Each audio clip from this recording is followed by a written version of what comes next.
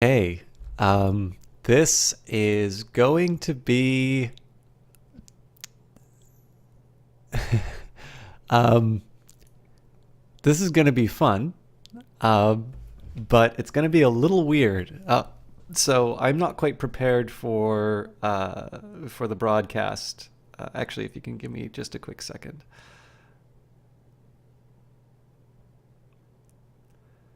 um, I'll let at least two people know what this thing is. Um,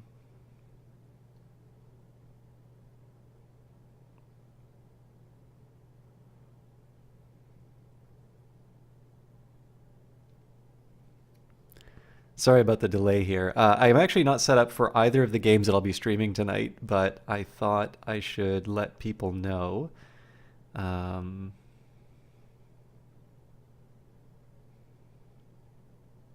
I thought I should let a couple people who might want to see this thing go live. So, what I'm going to be starting with, normally today um, is a Paradox Grand Strategy Day, and I would personally love to keep going with Megacorps, and I intend to. But a couple things came up.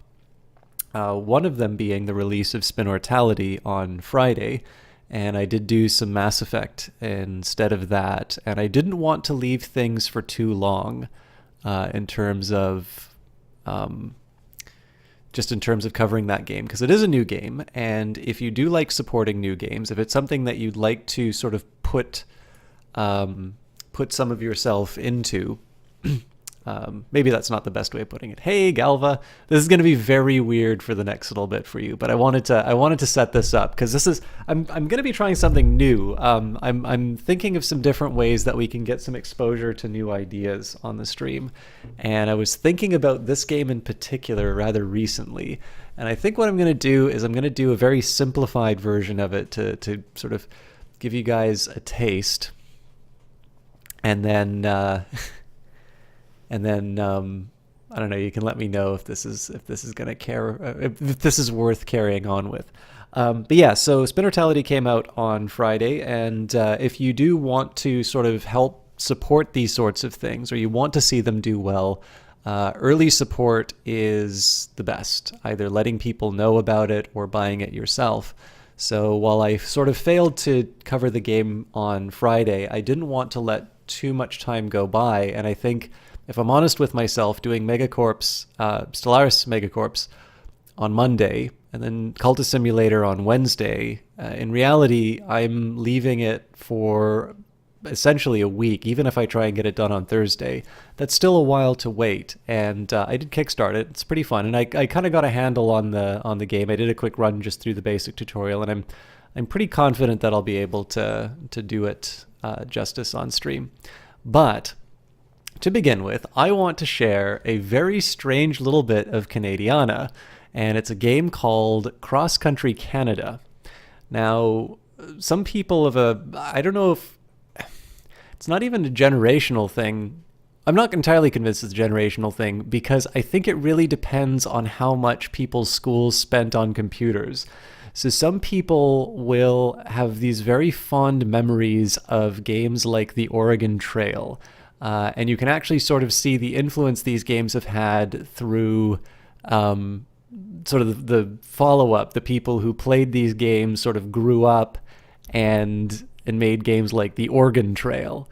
But there was a series of sort of educational software which sometimes had a passing resemblance to a game. And in the case of at least where I grew up, there was a company in BC that made a game which seemed to be on every computer I ever touched, all the way from elementary school up to high school. Although admittedly, by the time it was high school, it was like the computers that were way off in a corner somewhere. But usually there'd still be an old copy on it and would still run. And this is a game called Cross Country Canada. So let me just put this thing up on the big screen. That'll give you something to look at.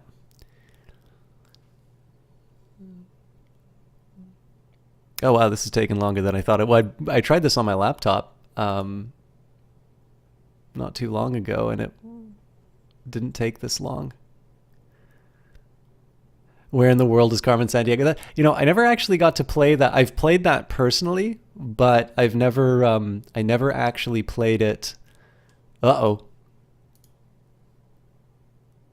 Maybe I can recover this. But yeah, I never actually played Where in the World is Carmen Sandiego on a school computer, but I have played it on a personal computer. I actually quite like that game.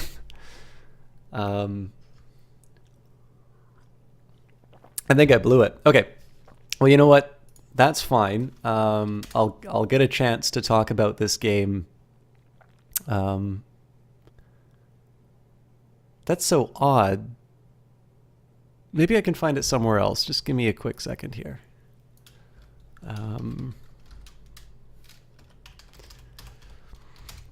So what I found out was that the company that made this game was actually based in BC, possibly based in Vancouver, which is where I eventually would live. When I was growing up, I didn't live in Vancouver, but it sort of felt like there was also a typing program that they made, and it felt like that was on every computer that I ever went to as well. I wonder if it says... Yeah, it lists a bunch of Canadian schools that are using it, but it doesn't say where they're based right now.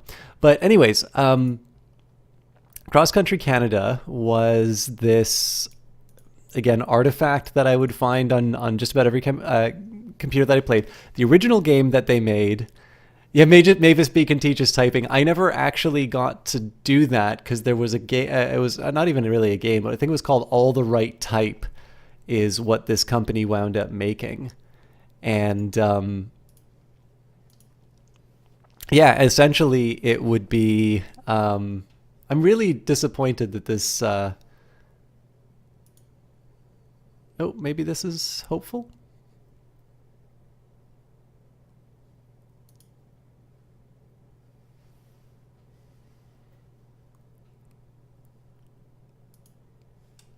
Oh, here we go.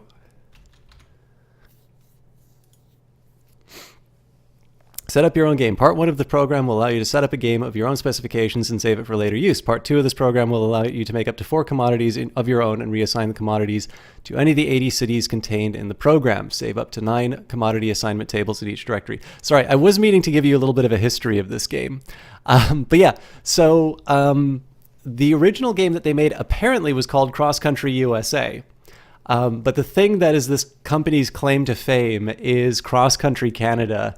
And I was thinking a little bit about it because I was like, you know, back in, I think this game was originally made in 1991. I think it'll probably say on the cover screen. But yeah, let's just set up the game. Default table, 1-player game, Tim. I don't actually remember doing all this setup.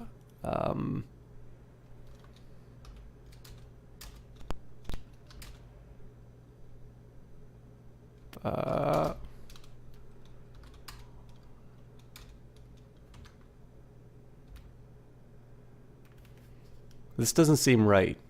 Sorry, one more second while I set this up.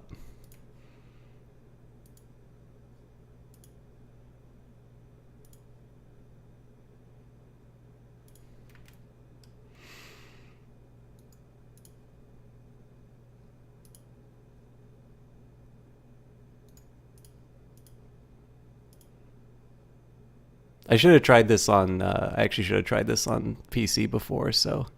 Hey, Lady Dow, how you doing? You have to hack the Gibson before you start. Oh,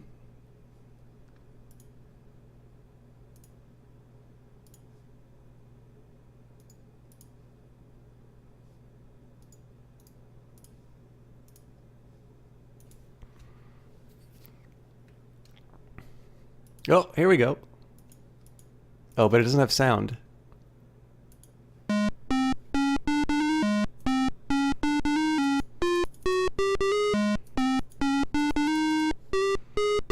Okay, I'm gonna need to... think I'm gonna have to adjust the screen for this.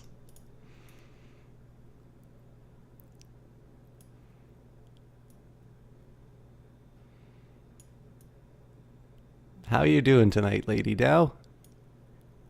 Oh, sorry, you already answered that. I'm glad you were well. Um, I'm struggling a little bit with my monitor here. That's why I'm not paying attention to people's proper chat. Okay, so this game, I'm doing all right. I'm just struggling at the moment. So I believe the original game was Cross Country USA. Definitely Cross Country Canada was the breakout hit, and I've been thinking about this for a little while because it's almost like Euro Truck Simulator if Euro Truck Simulator was absolutely incomprehensible and I don't know, like text-based, and you'd learn Canadian geography. So the thing that's kind of neat about this one is you do actually learn a bit about Canadian geography and its trade. So I think I'm just going to jump into this. Where's the any key? No. So we'll start our trip. Oh, damn it. Let's restart that.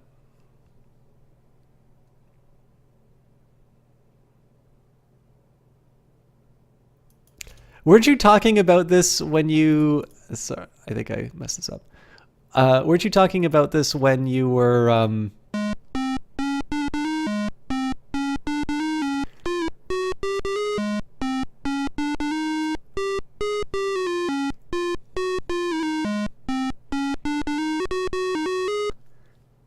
It was 1991 that this was made, it turns out.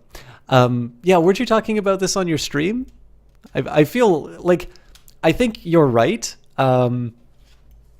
It's probably good that you didn't wind up dating this person, but that's still not a nice thing to hear. So what I think I'm going to do this time, this will be a trial run. So if you guys would like to see a more comprehensive experience of this game, let me know by the end. But in this case, I'm going to get only one commodity, and we'll use the default table. And I'm actually going to get my pen out because I don't know if there's any way. Here's some of the things that are absolutely ridiculous about this game. So we'll say commodity table 0. The music is pretty special. So our name will be Tim. All right. Attention, Tim, on July 1st. Welcome to Cross Country Canada. Your assignment is to pick up all the commodities on your list and deliver them to Edmonton, Alberta. You will start in Charlottetown, PEI, and the first commodity on your list is ship parts. Hey, Lumpy Space, how you doing? Guys, we've got 2 streamers inside of the chat right now, and I'll give them proper attention, but I'm just going to take a quick note here. So I want to get to Charlottetown.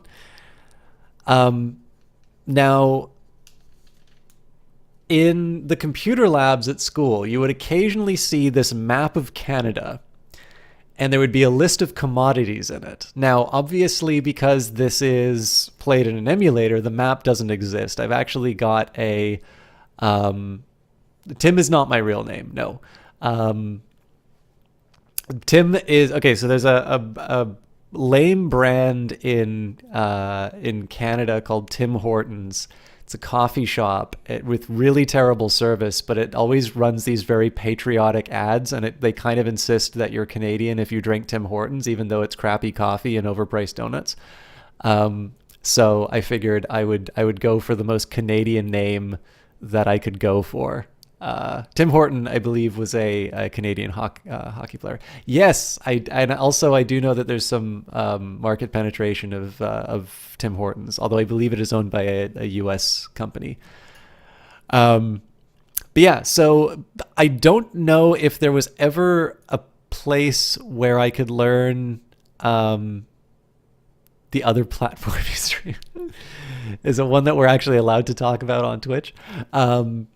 So I have seen the map for this game before. I've never seen a manual for it. And when you actually see how the interface in this game works, you will see why Cultist Simulator is the sort of thing that I is the sort of thing that I took to quite well. But yeah, this was probably one of the first games that I played. Now that I think about it, not the first, but anyways. So here we are. We need to make it to Charlottetown. Wait a minute. We need to make it to Edmonton. We need to make it to Edmonton with our goods. Oh crap! But I forgot what I need to buy. All right, we're gonna restart this because I screwed up. I didn't take the right notes. Okay, once more with feeling. I think it was because I was trying to give the history of this. So, Dytatech Software wound up making this game along with several others.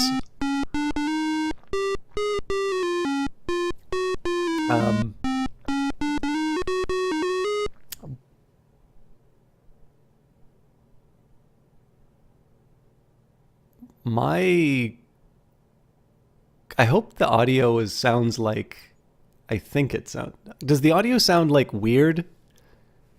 Because OBS was giving a really weird reaction to it. Anyways, let me know if stuff seems wrong. But yeah, so this is kind of the Oregon Trail for Canadians of a certain age or socioeconomic status.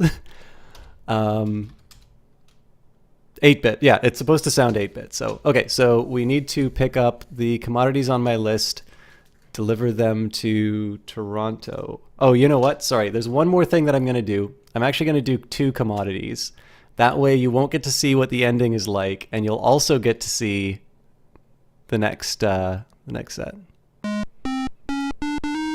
I really just want you to listen to this wonderful opening music over and over again.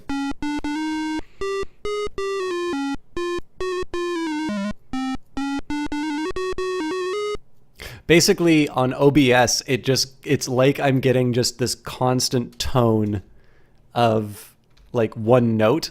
So anyways, 1 player, 2 commodities, same commodity table, start the trip. Okay, our assignment is to pick up all the commodities on your list and deliver them to St. John's, Newfoundland.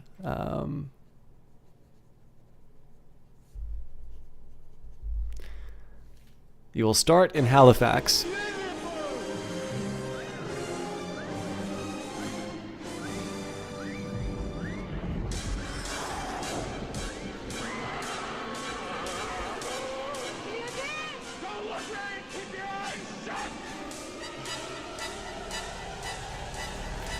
Mad King Brutos, thank you very much for the 8 months. I don't know why Twitch isn't crediting you for that full period of time, but I really appreciate that.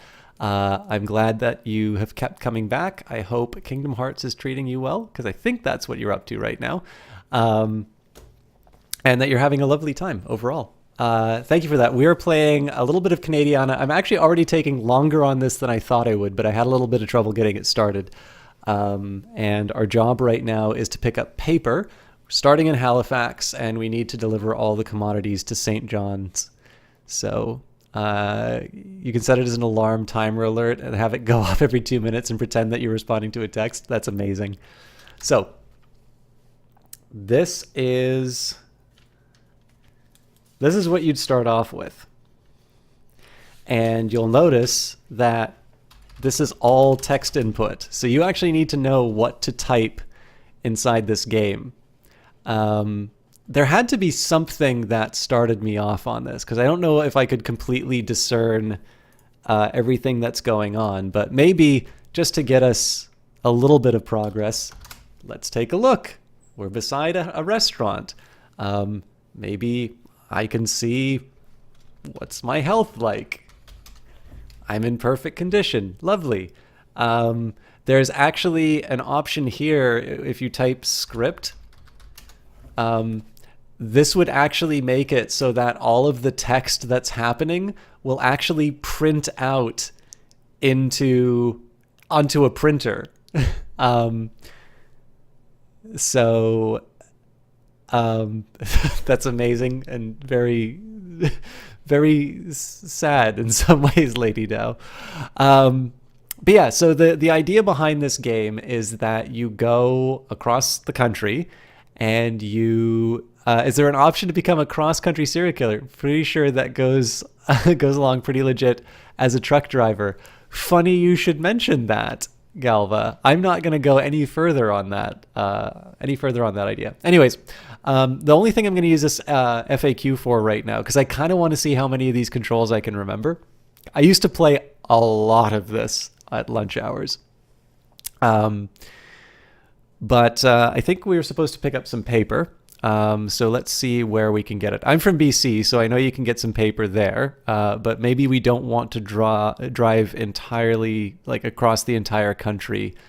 So looks like we can go to Chicoutimi, Trois-Rivières, or Vancouver to pick up paper. And all of those are pretty far away. So we could do LM for local map. Here is Nova Scotia. And we could figure out where we want to go. Now, I happen to know Canadian geography, and the closest would be Quebec, at least in terms of places that give paper. So let's go north. Oh, I can't do that because the truck is not turned on. Okay, well, first of all, let's put on seat belt. All right, there you go. Congratulations on your good habit. And then we can say, turn on lady. Now, I don't understand the word. Okay, well, turn on truck.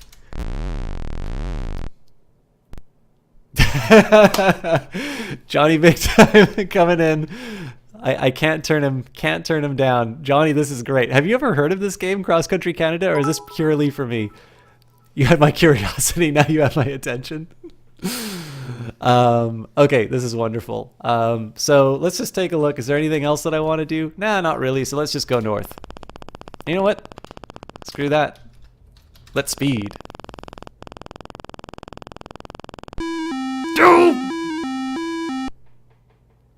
You were stopped by the highway patrol. The officer gives you a $50 ticket for speeding. Well, I've already paid for it.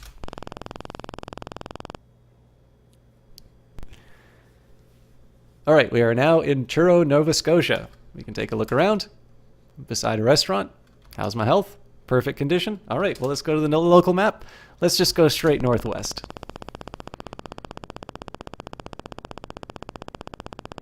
I've just crossed over into New Brunswick. And now we're in Moncton.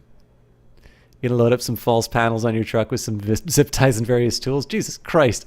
All right, so we could take the political map of Canada. So we just went from Nova Scotia. Okay, so first of all, this is an old map of Canada. This is the Yukon Territory. This is formerly the Northwest Territories. Now this part is the Northwest Territories, and like this part is a place called Nunavut. This is British Columbia, Alberta, Manitoba. Oh.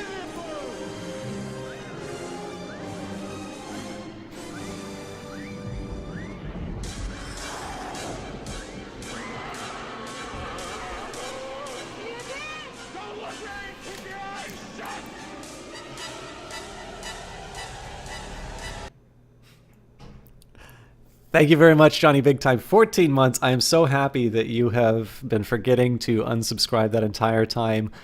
We now have 3 very talented streamers inside of the channel, and I will be sure to give them credit where credit is due. But I do want to get onto the main event with Spinnortality before too long. But I thought I would at least tell you the basics in terms of Canadian geography. So these are territories. Oh yes, and actually, by the way, Lady Dow makes a very important point. Despite the fact that this is an educational game, note here that she called it by a slightly different name. Or actually, hang on. No. I started in Newfoundland. Where am I going again? No, it was St. John's in Newfoundland. My apologies. I completely screwed this up. We're good. And thank you again, Johnny Big Time. All the subs are making me very happy. So, Yukon, Northwest Territories, Nunavut, BC, Alberta, Saskatchewan, Manitoba, Ontario, Quebec, Newfoundland and Labrador, New Brunswick, Nova Scotia, Prince Edward Island. There's multiple ones, Lady Dow. So it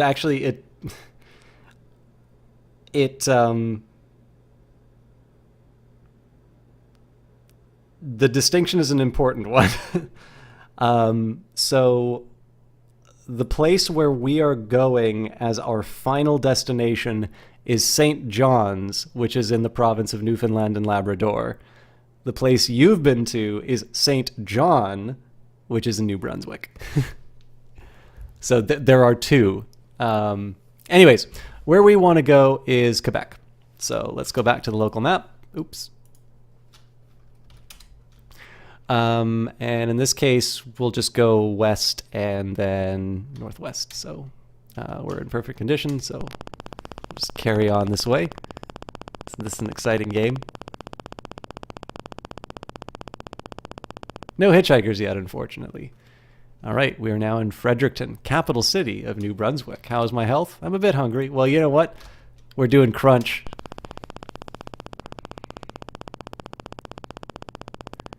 We are now driving beside the majestic St. John River. Bienvenue! Welcome to Edmundston, New Brunswick. Population 23,000. Probably not right now, though. Canada is on your list for your world tour. Where are the other places that you want to go, Mad King Brutus? Welcome. Thank you for your sub. All right. I'm very hungry, but you know what? I'm manly. I'm going for it. Ah, it's raining. Turn on wipers. Yeah. Forward. Continue. There we go. We drive into the Eastern Standard Time Zone, then cross the St. Lawrence River at Rivière-du-Loup. All right, and we are at Chicoutimi. Now, remember, Chicoutimi had paper. So, we'll take a look. I'm beside a gas station. I'm also probably really hungry and really tired, so get paper.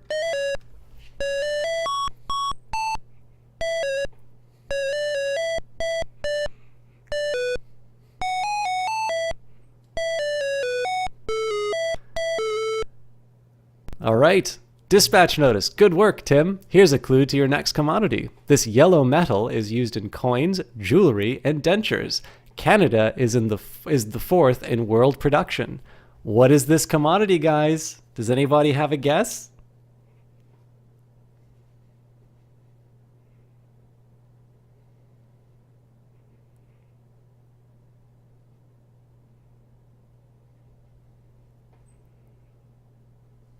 Lady Dell wants to buy the soundtrack. All right. Well, as I'm sure most of you guessed, Johnny got it. Gold. Correct. The commodity that you need is gold. So now we need to figure out where in Canada can we find gold. Now, definitely in the Yukon and the Northwest Territory. Oh, apparently not in the Yukon, but in Quebec we can find it. We can also find it in Ontario in Kenora, but we're not going to go there. So first of all, I'm really tired and I'm really hungry. So let's eat. We look for a restaurant, manage to find one. My meal arrives. I have pea soup and tourtière, a French Canadian meat pie. I pay $10 and then I GT the fuck out. Johnny says you can find it in Hitchhiker's dentures. So fun fact about Canadian gold. We have what is known as I think it's a 5/9 purity. Let me just double check these coins.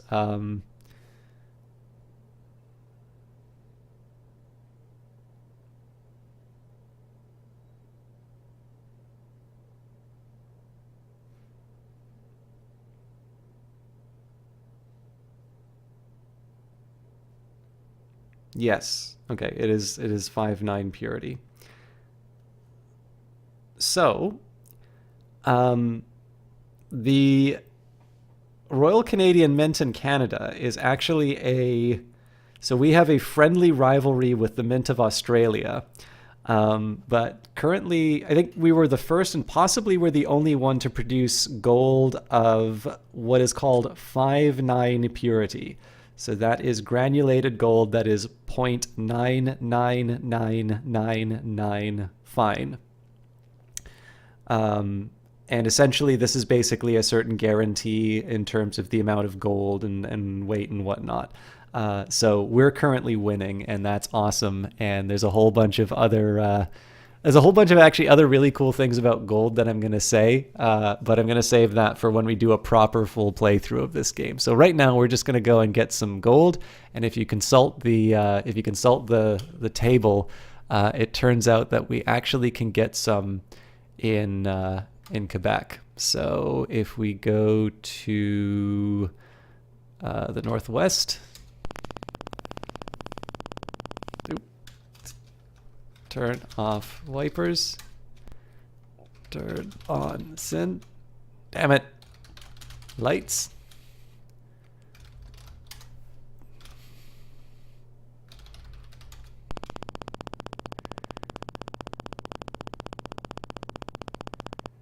Bienvenue. All right.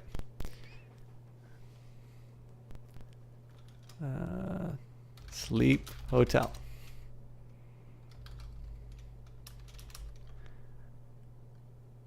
Hotel?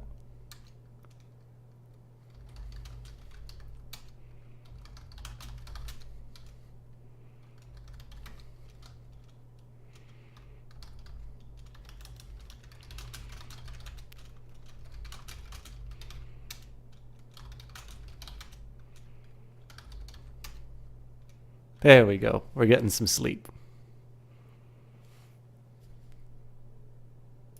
Who do we have here? Hey, Melemony. This is Cross Country Canada, a staple of every Canadian's childhood, I think. Turn on truck.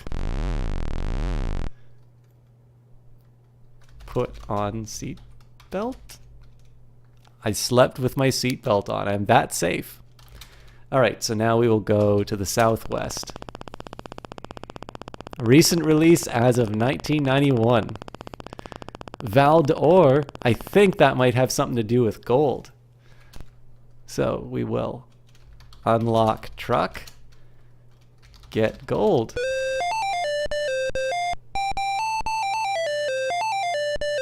We got it at the generic mining company, friends. All right, how's my health? Apparently I'm really hungry, so we'll lock truck, eat. We're at Tim's Cafe. I have pea soup and tourtière and a Canadian meat pie. I put $10 on the counter and then leave. So I was rather hoping that you would get to see the hitchhikers, but I'm not ready to show you the end of this game yet. I think what I'm going to do instead is we're going to... what is this, a dead treadmill road? Why is the road moving and not the scenery? What is this, some sort of nightmare? I rather like Johnny's reaction to this. So this is just a little bit of a taste of this, again, is an old Canadian educational game.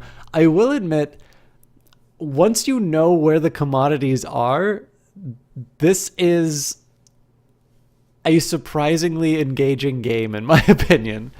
So while I'm switching up the games, would you guys like to see a more full playthrough of it where I tell you fun facts about Canada? I cannot believe that there are 9 people watching me play Cross Country Canada, by the way. I realize some of you just arrived, so I apologize for turning that into turning this into a brief sojourn. But who would like to see a special stream of me doing like a full 9 commodity run, talking about facts of Canada while we go through that? As long as there's hitchhiker homicide, you're in. Well, yeah, we haven't seen any hitchhikers yet. You did see me get stopped by the police for speeding, but no luck on the wearing hitchhikers' faces like a mask. Canada's a fascinating place. You'd like to subscribe to their newsletter. Dude, you cannot believe you're the only person streaming this at the moment. All right. Is that a tentative yes? Would anybody like not want me to do this ever again? Yes, it is played in DOSBox. All right, this is the sound of the game I'm actually playing tonight.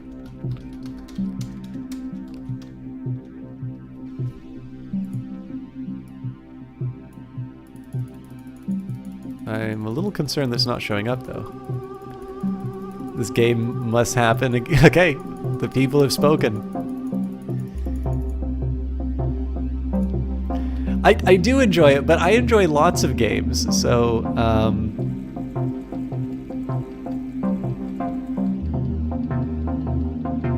the game seems a little loud to me.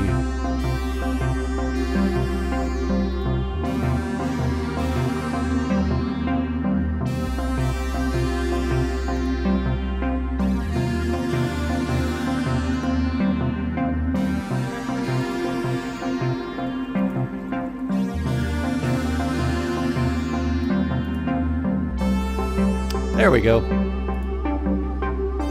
Okay, let me just, there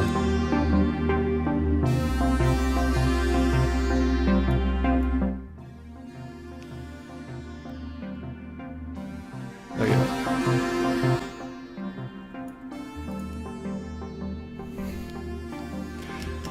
Okay, so, what is this game? Why should you care? This is, oh, and let me change up my tags, so.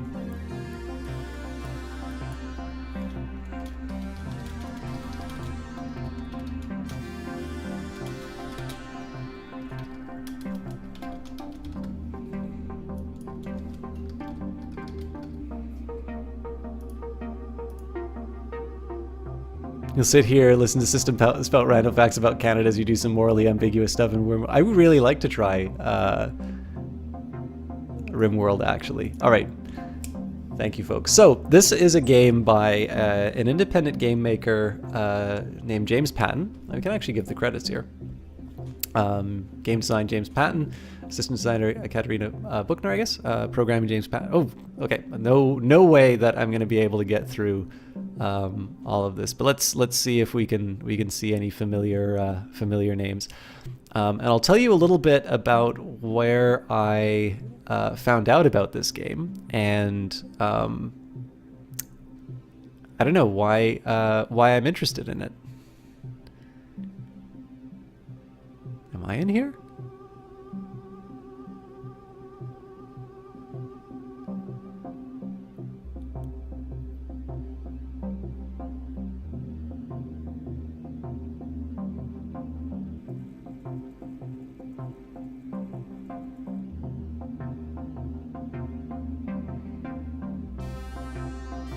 I think I saw Mike Laidlaw in there.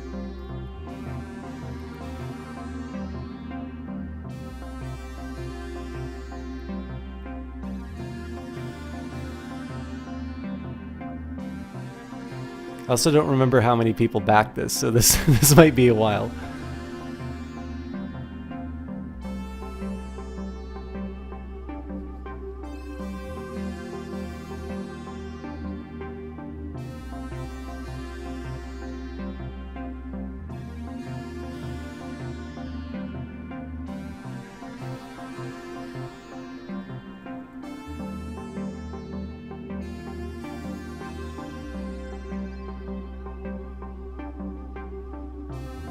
All right, I'll at least talk a little bit about how I found out about this. So, Weather Factory does do some mentorship for games. Now, I'm not entirely clear if this is James's very first game or if this is the first one that he's released.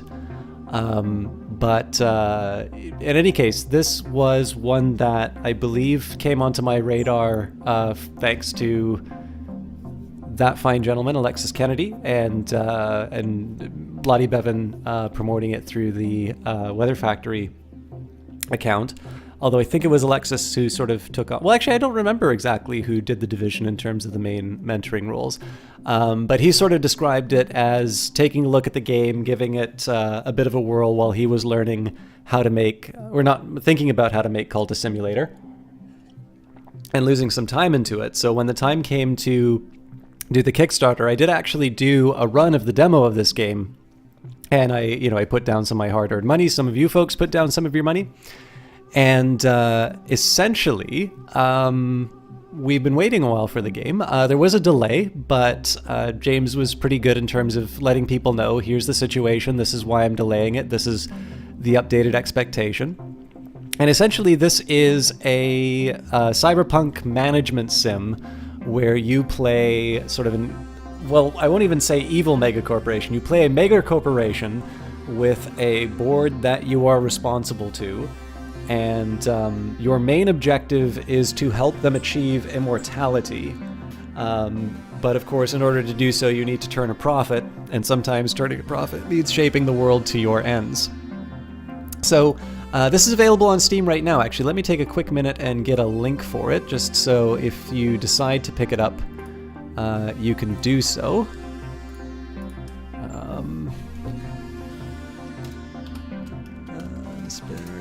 Actually, you know what? I will give you the website to the game instead. And then the Twitter account for the designer is... So website just spinnortality.com, and James_D_Patton is the independent developer behind this game. So I did do a quick run through the tutorial, but I didn't do too much beyond that. So this is going to be a pseudo-blind... Like, obviously we played the demo and I kind of learned the ropes, but we're going to see kind of the fruits of James's labors, and I'm particularly interested to see how it goes. So obviously the most important step in terms of a megacorp is a name, so we'll call it for Hyper.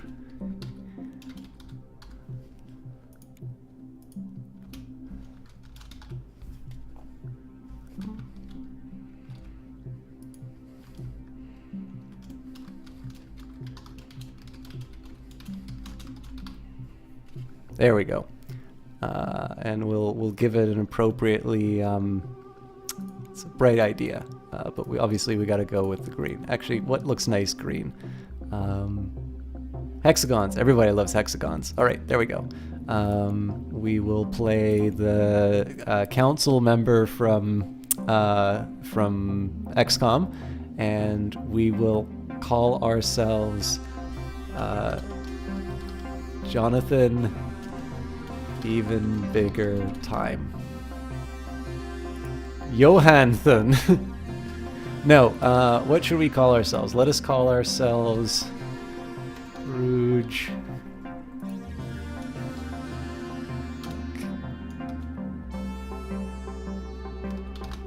Scrooge McDunk. And our difficulties, we can play laissez-faire, industry standard, or highly competitive. Let's just do normal difficulty. This isn't a shooter. Incoming call from the board of directors. Welcome to the boardroom, Scrooge. I'm Wes Kane, former CEO of this enterprise, currently in an undisclosed location. Well, you're right in front of me. But don't think for a sec that makes you safe if you get on my bad side. We're the board, the backstage puppet masters of the world around you. We've worked tirelessly to shape the world in our image.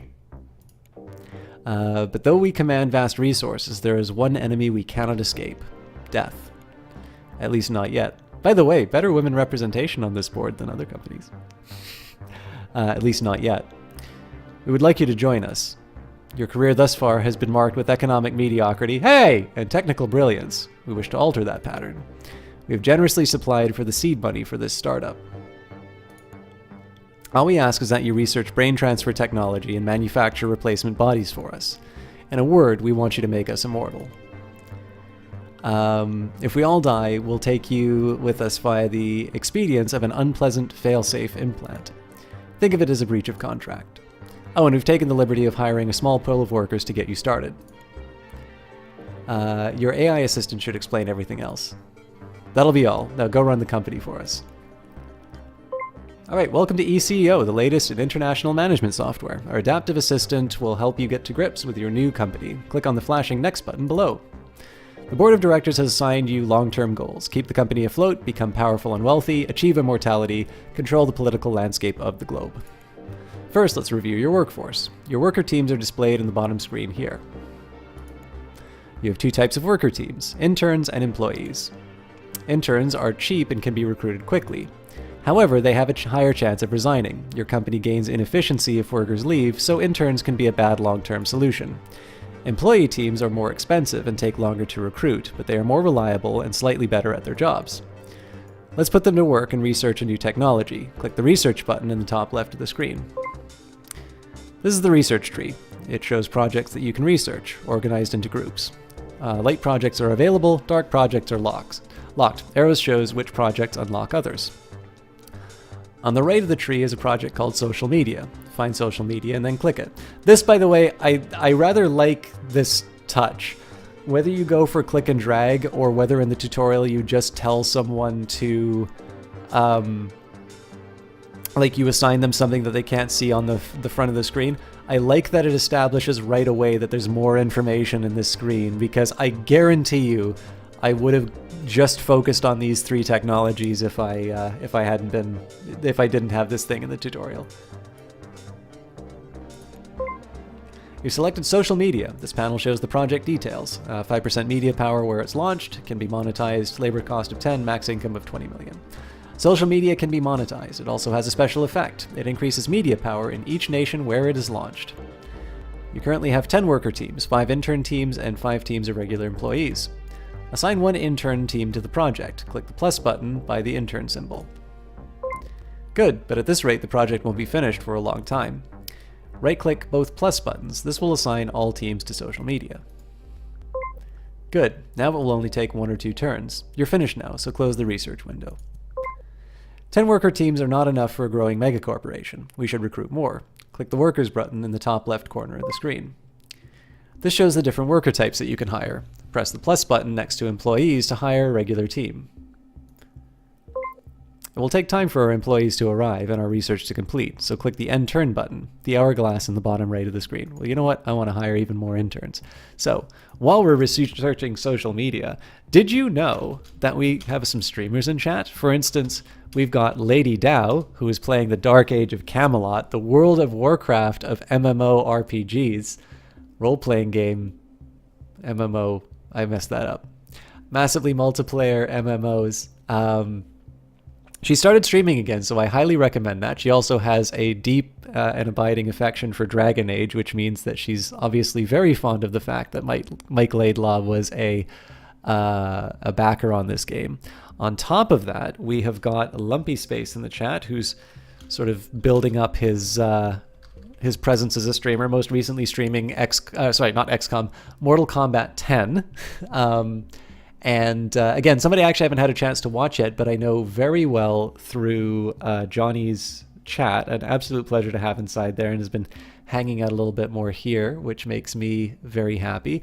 And of course, last but not least, we do have my favorite streamer on Twitch, Johnny Big Time himself, somebody who has got an absolutely amazing charisma and camera presence and plays a lot of Battle Royale, which is not always my cup of tea. But he will make any game extremely entertaining to watch. So 3 people who I recommend very strongly, and actually 3 people who I largely see inside of Johnny's channels. So that is, I think, reason enough to check them out, in my opinion. I know that's a little bit faster than I normally go for these sorts of things, but I did already get a little sidetracked on making sure that I did this game tonight. So. Each turn represents 6 months. You have some messages. Left-click the highlighted message in the bottom left-hand corners of the screen to read it. The following projects have been completed. Social media. Messages notify you of important events, and you can open them by left-clicking and delete them by right-clicking. Now click the message with the question mark. All right, from HR Super Global Hyper Mega Corp Incorporated. Ads in our workplaces. We could generate a small amount of revenue by selling ad space in our company offices. However, this might upset the workers. We can put ads everywhere and gain 10 million and lose 1% worker happiness. A few ads can't hurt, gain 5 million, and declare their desks an ad-free zone. Well, in this case, obviously these are the only resource that I have, so I will actually make my workers happy. Social media has been researched. Now we need to figure out how to market it. Open the research window. Notice social media is now green and has a different icon. This indicates the research is complete, but there's still more work to do. Click social media again. Social media may have been researched, but in order to make money from it, we first need to market it using marketing angles. Currently, you only have 1 marketing angle for social media. More would be better. You can find the new marketing angles by assigning workers to the project. The The more workers you assign, the better their creativity, the greater the chance that they will think of a new angle. If the chance is more than 100%, they will definitely think of one angle, and perhaps more. Assign all of your workers to social media. Your workers will now use their creativity to think of new marketing angles. End the turn. Your workers have thought of a new marketing angle, so let's finally launch social media so we can start making money from it. Click on a continent on the globe. It doesn't matter which. Let's start with South America. You've selected a nation. In the future, the world's countries have merged into massive superstates. They are unwieldy and politically stagnant. Each nation has a different culture, measured with 7 variables. For example, this nation loves convenience, but it doesn't care that much about novelty. Click here to prepare to launch social media. These marketing angles are available for social media. Marketing angles affect the kind of adverts that we run in this nation. Each marketing angle appeals to a certain culture, but which one? Normally, you would have to read the marketing angle and guess what culture it appeals to. Look at the slogan, "Stay up to date." Mouse over the slogan to learn more about it. Tech is always changing. New tech, new services, new products. Welcome to the cutting edge of social media. Which culture do you think this would appeal to?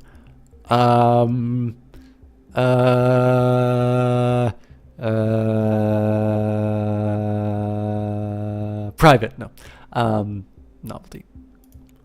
Stay up to date appeals to novelty cultures. Now that you know this, search for a nation with high novelty.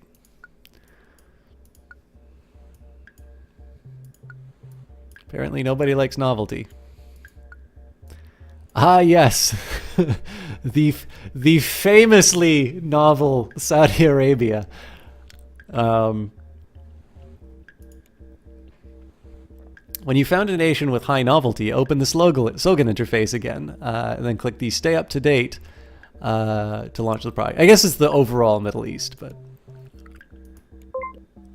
each launch costs money, but you will make it back if the marketing angle was a good fit for the culture. The project will take 1 turn to launch, so let's deal with this turn's random event and then end the turn.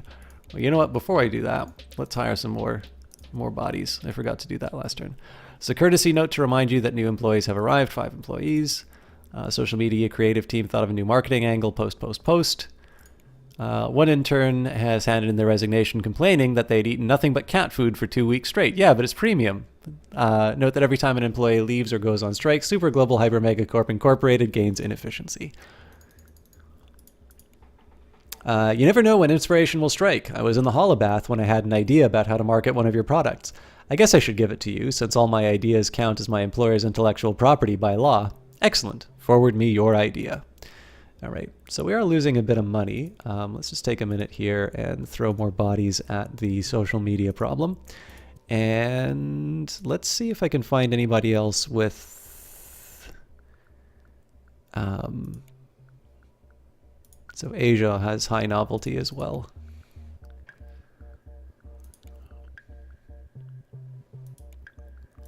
Oh, it looks like it doesn't want me to launch in more than one place, so... That crybaby, you've been lasting on sawdust for half a year. Select the Middle East again to see how well the launch went. 5 stars. This column shows how successful the launch was. This shows how much money you are earning from social media per turn. The better the launch, the more income you'll earn over time. This time you were forced to guess the marketing angle's culture with a little help, but an easier option is to perform a focus test. Focus tests cost 1 class connection. You'll learn about these later. They reveal a marketing angle's cultural appeal. You could guess the culture, but focus tests are easier. Click social media to see its marketing angles again. Perform a focus test on any angle except for Stay Up to Date. You already know that one.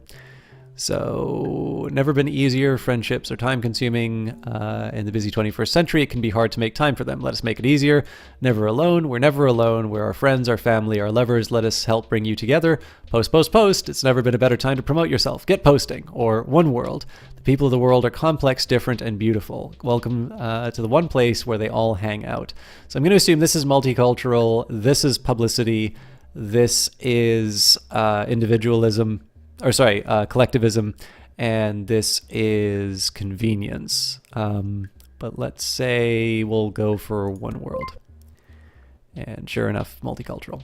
If you mouse over the marketing angle, this nation's culture will this nation's culture display will highlight the values targeted by this angle.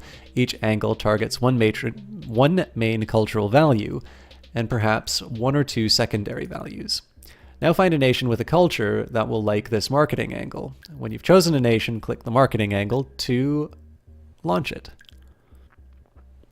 No problem, Johnny Big Time. I know I took a little while to get to it, but let's take a minute here, and I actually want to follow up on some of these events first. So, social media has a new challenger. Super Global Hyper Megacorp Incorporated launches new social media platform in the Middle East, promises total social experience.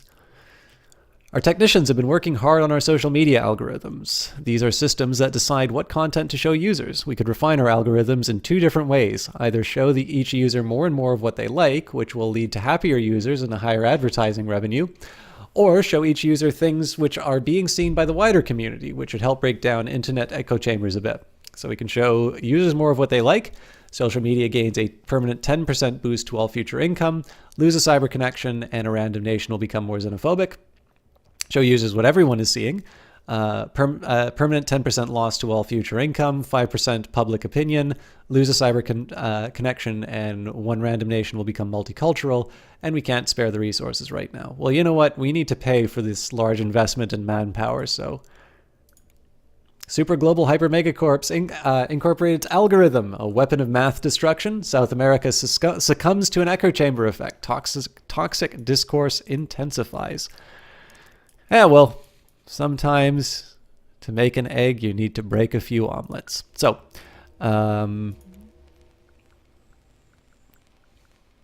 let's do the One World campaign in Asia, in Russia. Oh, if your marketing angle is a good fit for the culture, your product will sell well. You can find out how well you did next turn.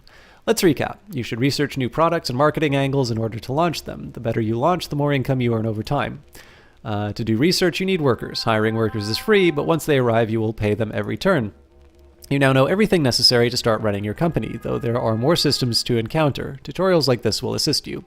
Tutorial complete. Reward $40 million.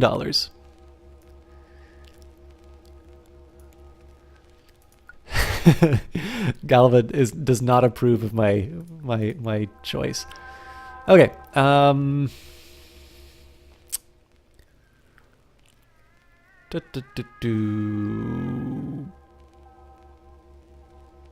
Seems like I don't have a lot, so let's actually try.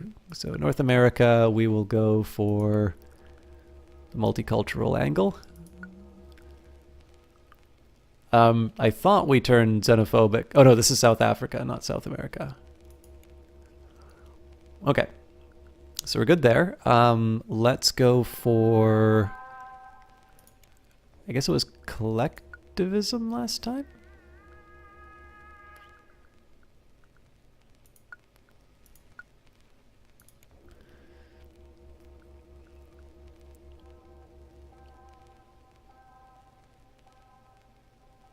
Post might also work as well, but let's try Never Alone. Oceania.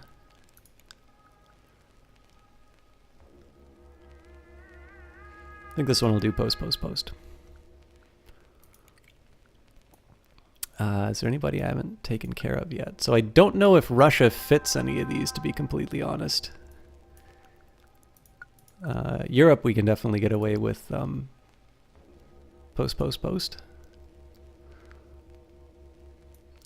Yeah, so it's Russia and South America that we're going to struggle with. So let's take a look here. So stay up to date will give me novelty, a little bit of material. So this isn't a strong campaign.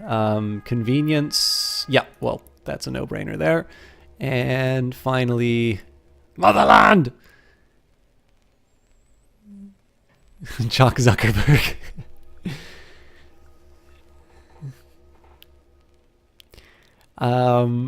All right, so publicity won't work there. Multiculturalism won't work there. I mean, collectivism for lack of any better alternative, but I don't expect this to be very successful. Okay, so we've taken care of that. Let's go through our resources. So one intern team has handed in the resignation, explaining that while they are not technically while they are not technically employees, they are in real terms earning less than half of minimum wage. Note that every time an employee leaves or goes on strike, Super Global Hyper Mega Corp Incorporated gains in efficiency. Social media creative team have thought of new marketing angle. One world, never been easier. We already got those. Courtesy note to remind you that the new employees have arrived. So we're losing too many interns. I think I'm going to stop hiring them. And the board was impressed that you launched the following products perfectly without a focus test. Social media, stay up to date. Board approval has risen slightly. This approval can exceed the maximum amount. So we're still working on new employees. Good news there. And under research, let's take a quick look. So we can research Meta Friendship, online review site where people can rate their friends. Bonus to medium power, and a pretty decent max income. Business tracking, higher max income, all workers gain a 5% efficiency bonus for all tasks. AI, ooh, that's really tempting actually. Okay, well, this will make me the most money, so we'll work on that, and let's spike some. Okay, so I'll go for the 1, 2 there. And actually, you know what? We'll just throw everyone into business tracking. Actually, I think I'm going to throw everyone into AI. So we'll be making a little bit less money, but hopefully our successful launches will cover the costs of our investment. Oh yeah, we're making some dough. Okay. AI in the workplace. Super Global Hyper Mega Corp Incorporated unleashes AI workers. Is this the future of work? Watch Automation, the promise of freedom or the achievement of human irrelevance. We've received a job application from a skilled and appropriate candidate. We think it would be a good fit for our company vision, and they're willing to start immediately. So we can start tomorrow, or we're not looking to grow our workforce. I absolutely want more employees. It has come to the board's attention that the following task is of the utmost importance and should be undertaken as soon as possible. Research a selected product. Research the following public user data. Well, that's what the bosses want. That's what the bosses will get. Wait, it was public user data, right? So I don't think there's any improvements for me to make on AI, so let's just throw as many bodies at that as we can.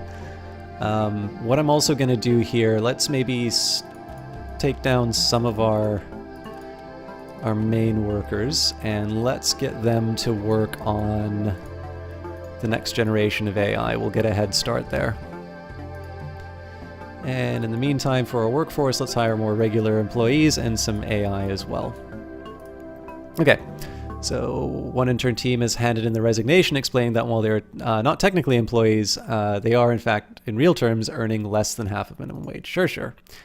Finished AI, 5 employees, and the board are impressed that you launched the following products perfectly without a focus test. Never alone, post. Board approval has risen slightly. Okay, so overall, most of our launches seem to have hit the mark. For some reason, never been easier. Oh, because they want quality, not convenience. I am a moron. I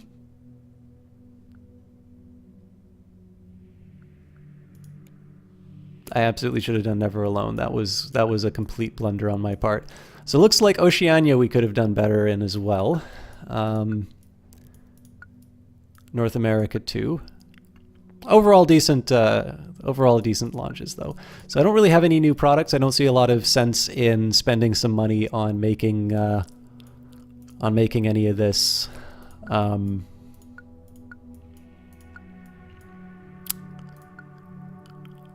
don't see any point in making these or spending money to bring more in. It is a corporation. So this will come up later in the tutorial, but I think I'm actually going to buy more shares of Europe.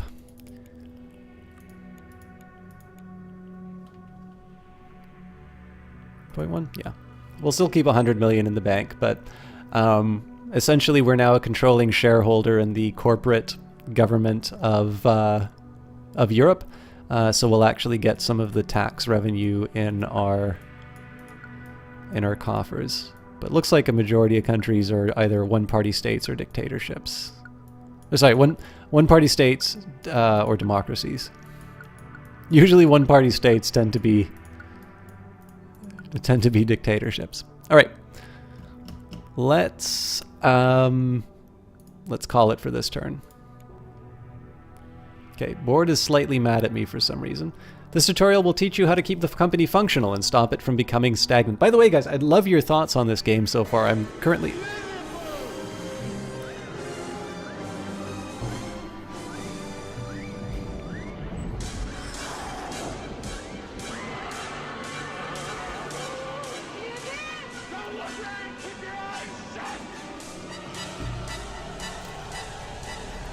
Thank you very much for renewing your subscription to Eyes of Sin. I'm sorry that the counter's not giving you credit for your proper... At least for me, it's not giving proper credit for the period of time that you've been subbed, but I appreciate it tremendously. I'm very happy to see you. You missed the weird little bit of Canadiana, but no worries. But there will be another session for these. So, oh, that's right. I actually saw you. I saw you playing that online a bit, just as Thanos, not as Galva. But yeah, I'm kind of curious what you guys think, especially because I'm just going through the tutorial and all that. So I want to make sure that I'm not misrepresenting the game. But my strategy right now, you'll notice that I am not shying away at all from hiring more people. Now, the fact that I'm losing workers has turned me off of hiring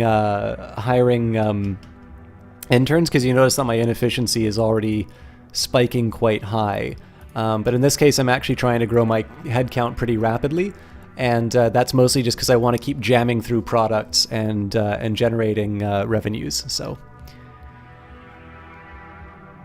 all right. So let's stop it from becoming stagnant. Open the company window. Oh, by the way, I'm going to give you guys a quick shout out for the Eyes of Sin as well, because while she didn't wind up streaming for her birthday, I think she might stream in the future. So that'll be wonderful when she does.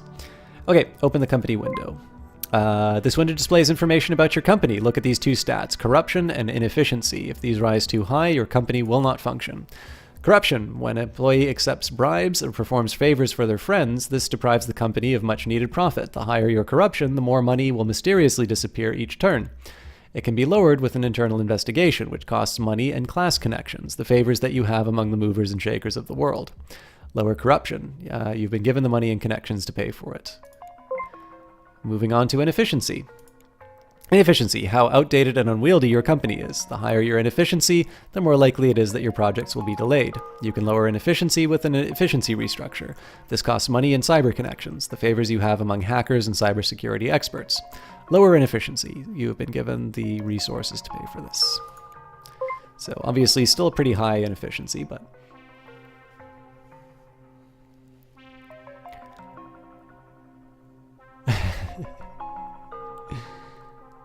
tutorial complete, reward $5 million.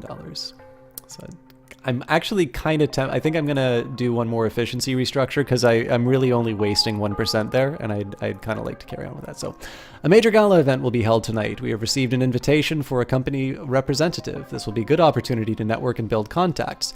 Who should we send? So we can send one of our security people for military connections, an official company rep for class connections, or one of our technical specialists for 1 to 3 cyber connections. In this case, we did spend some cyber resources, so we'll send a technical rep, and we got a healthy 3 there. Now, actually, I think it might make some sense to invest a little bit in this this infrastructure here. So, first off, our workforce is okay.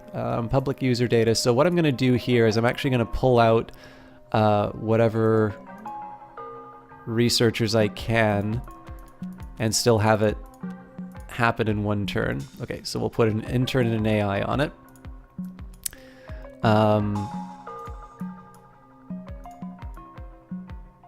So the AI will happen in 2 turns. Likely, I'm actually a little pessimistic about that actually happening in 2 turns because I'm likely going to pull some bodies away from that. But for now, I'm just going to get even more efficient workforce. And let's think of some other ways for me to spend this money. So first of all,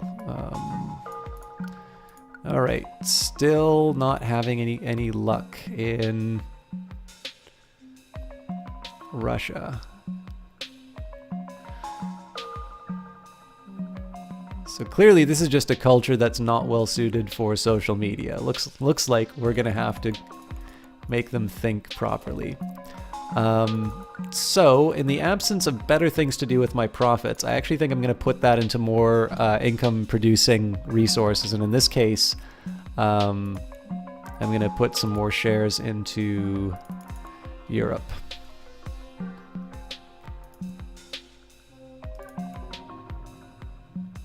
Okay, so bleeding a little bit of cash, but Eureka, you'll never know when inspiration will strike. I was in the holobath when I had an idea about how to market one of our products. I guess I should give it to you since all my ideas count as my employer's intellectual property by law. Excellent, forward me your idea.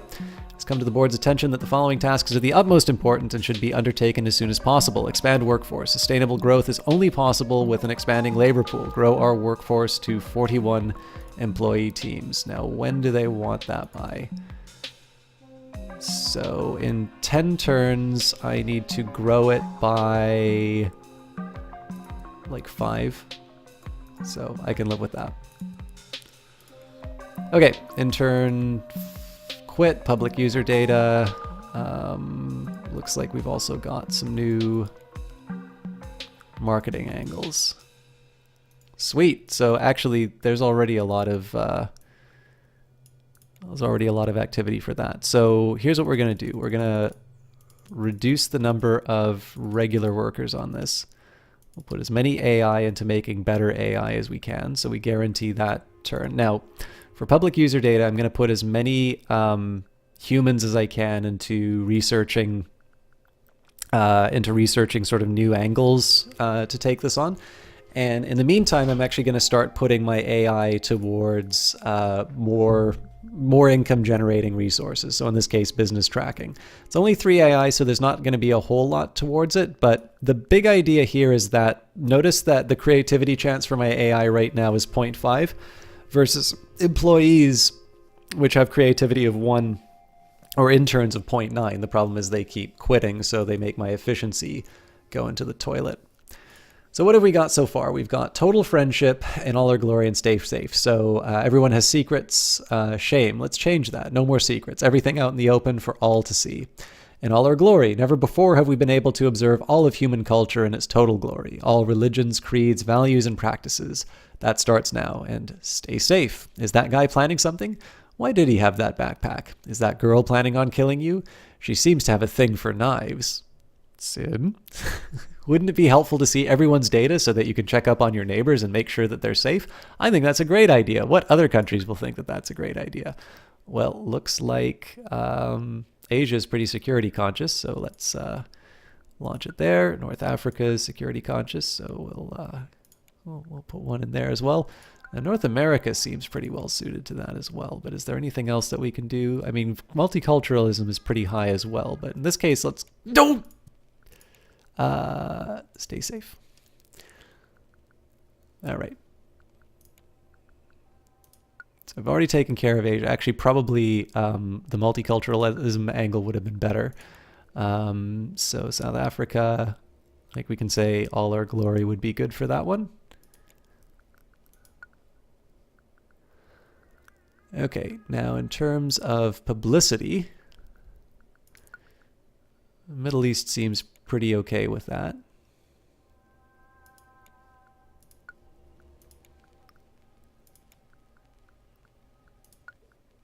And we'll also launch in Europe. So obviously I'm making a guess here on total friendship. I hope I did that.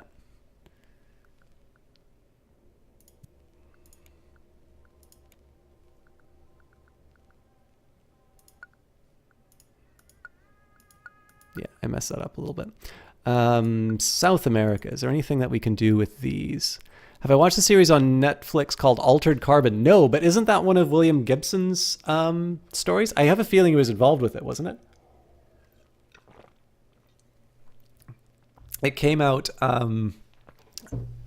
when you were doing a full playthrough of all the Shadowrun games, and you might have been a bit... Yeah, I've never seen the series, but I really did enjoy the Shadowrun games. Not sure if you heard earlier when Chalk did a talk about the other 20 people in chat and their stream.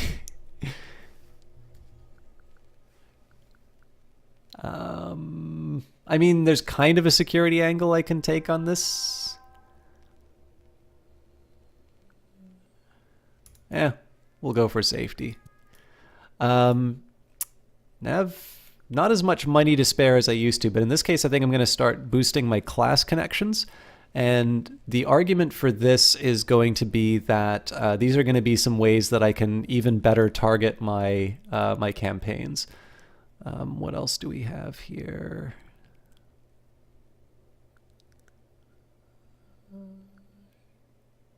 Yeah, there's like no hope of launching this thing in Russia.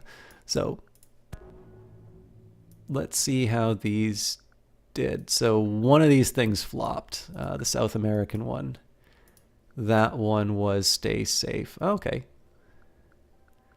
Interesting. And then a couple of them were like meh, but I can live with that.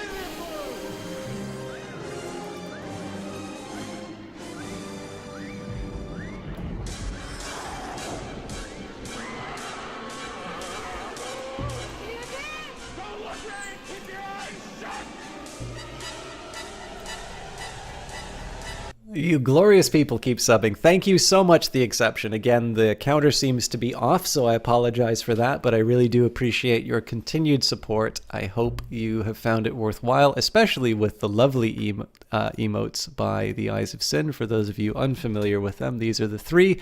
That first one is what you get with the basic $5 tier. I figure if you want to call me a dummy, you have to pay up for that. So... some people claimed it was a copy of a William Gibson novel. I believe William Gibson is, in fact, involved with the creation of it. But anyways, for those of you wondering, Eyes of Sin was the one who made easily the best emote out of that in...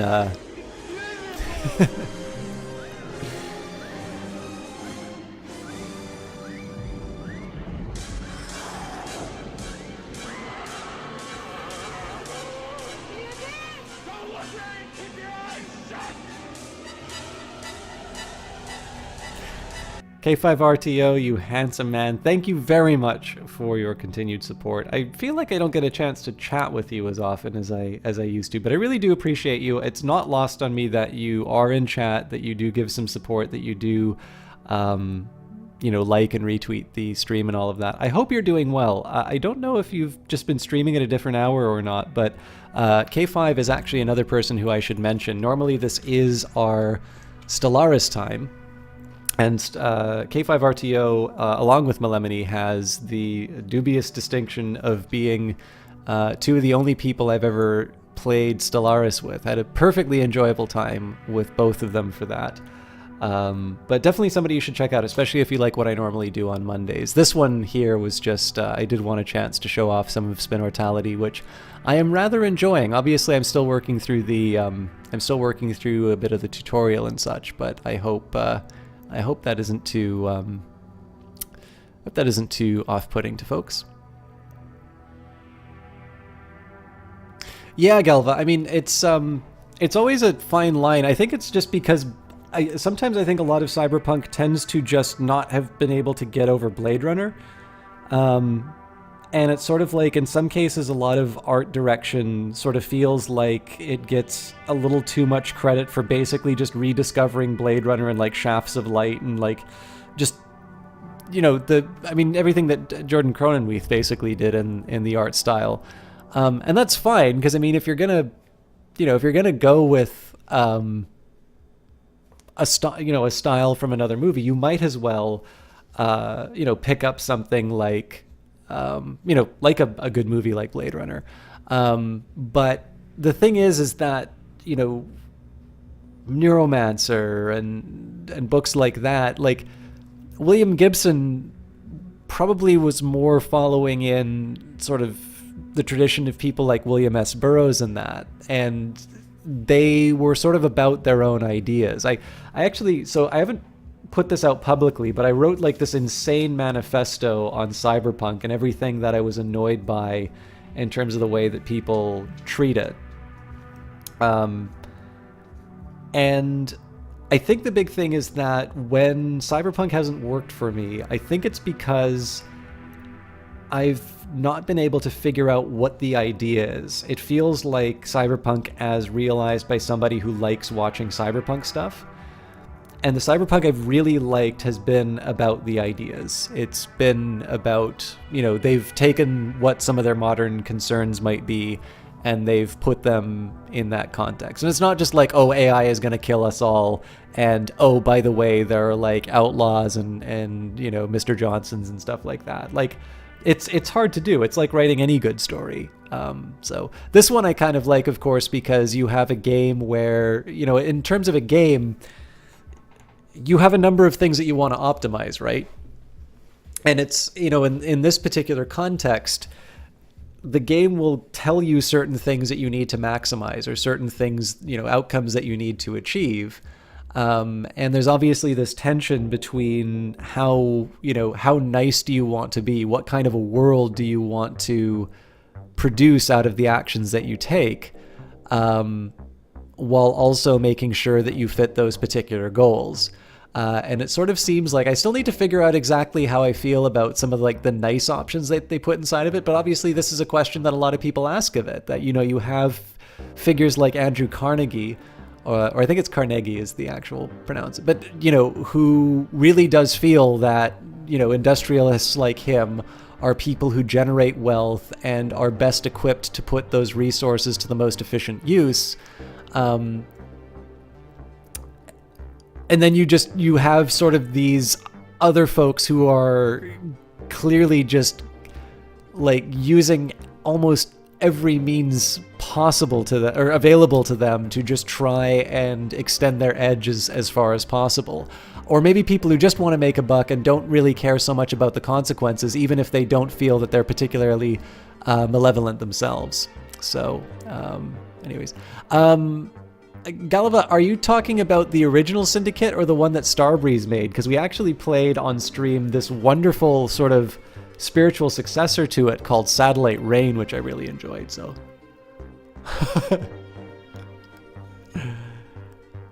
how have you been enjoying Megacorps, by the way, K5? Sorry, let me just catch up with a bit of the game. So.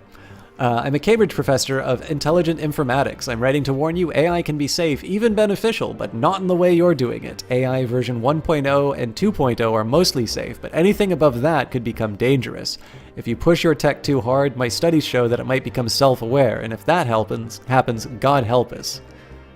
Absurd. Dear Scrooge McDunk, this is an automated message from Remind, helping you remember important personal tasks and goals. You requested to be reminded of the following goal. Become immortal. It's only a matter of time until my body shuts down for good. And I, for one, have no intention of dying like a regular schmuck, so you must be a big shot CEO by now, so do some research in gene splicing to figure this out. Oh yes, the Bullfrog game is a good one. I've never actually beaten it. I do have it though. I also have the sequel, Syndicate Wars. I should actually do a dedicated Syndicate night, I think. All right, one intern quit. Fair enough. AI2 is finished. I think we've got the remaining. For shame. Ever wondered to know what your neighbor's dirty little secrets? Who's having an affair? Who isn't taking their civic pride seriously? Who isn't towing the line? Some things just aren't right and can't be tolerated. A better class of ad. The more data we have, the more targeted our ads. Services and products become. That means articles, products, and links that are better tailored to you. They assure us they have, however, exhausted all creative possibilities.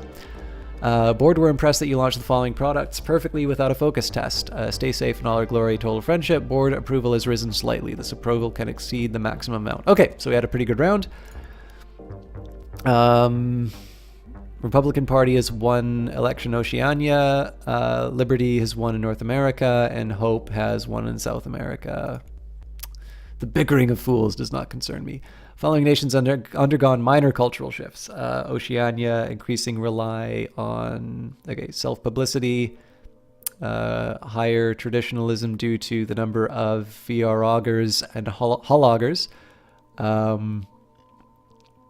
A number of homeless LGBTQ plus youth in North Africa has spiked recently. It seems that parents are more likely to disown their children if they identify as gay, queer, bi, trans, etc. This indicates an uptick in xenophobia within the culture. Not good for my marketing. Okay.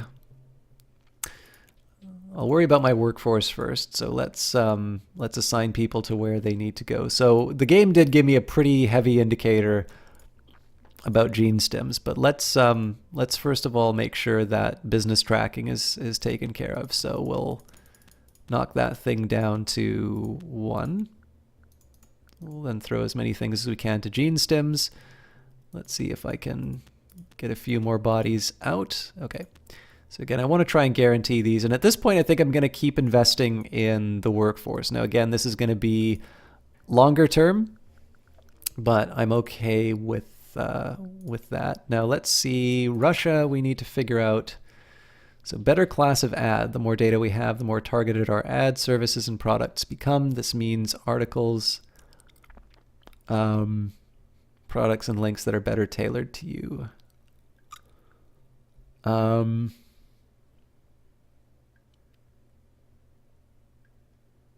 not quite sure what to make of this one, actually.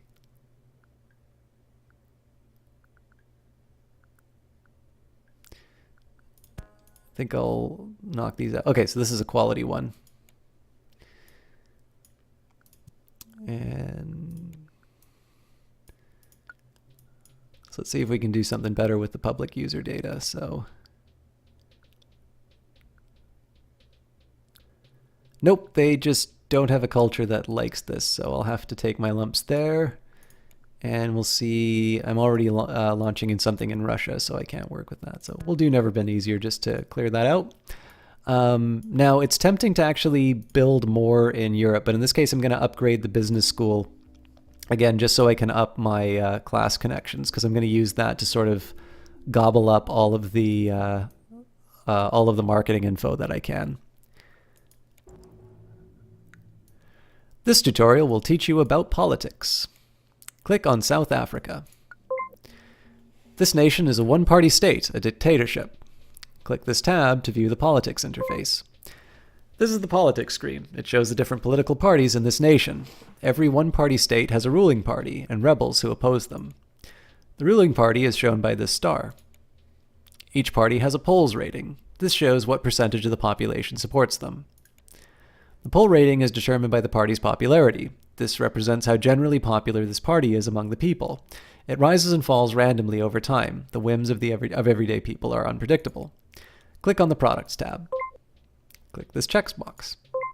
Popularity is also influenced by which cultural values each party backs. If a party backs a popular value, their popularity will increase over time. Parties may rebrand their cultural values if they realize that they are unpopular.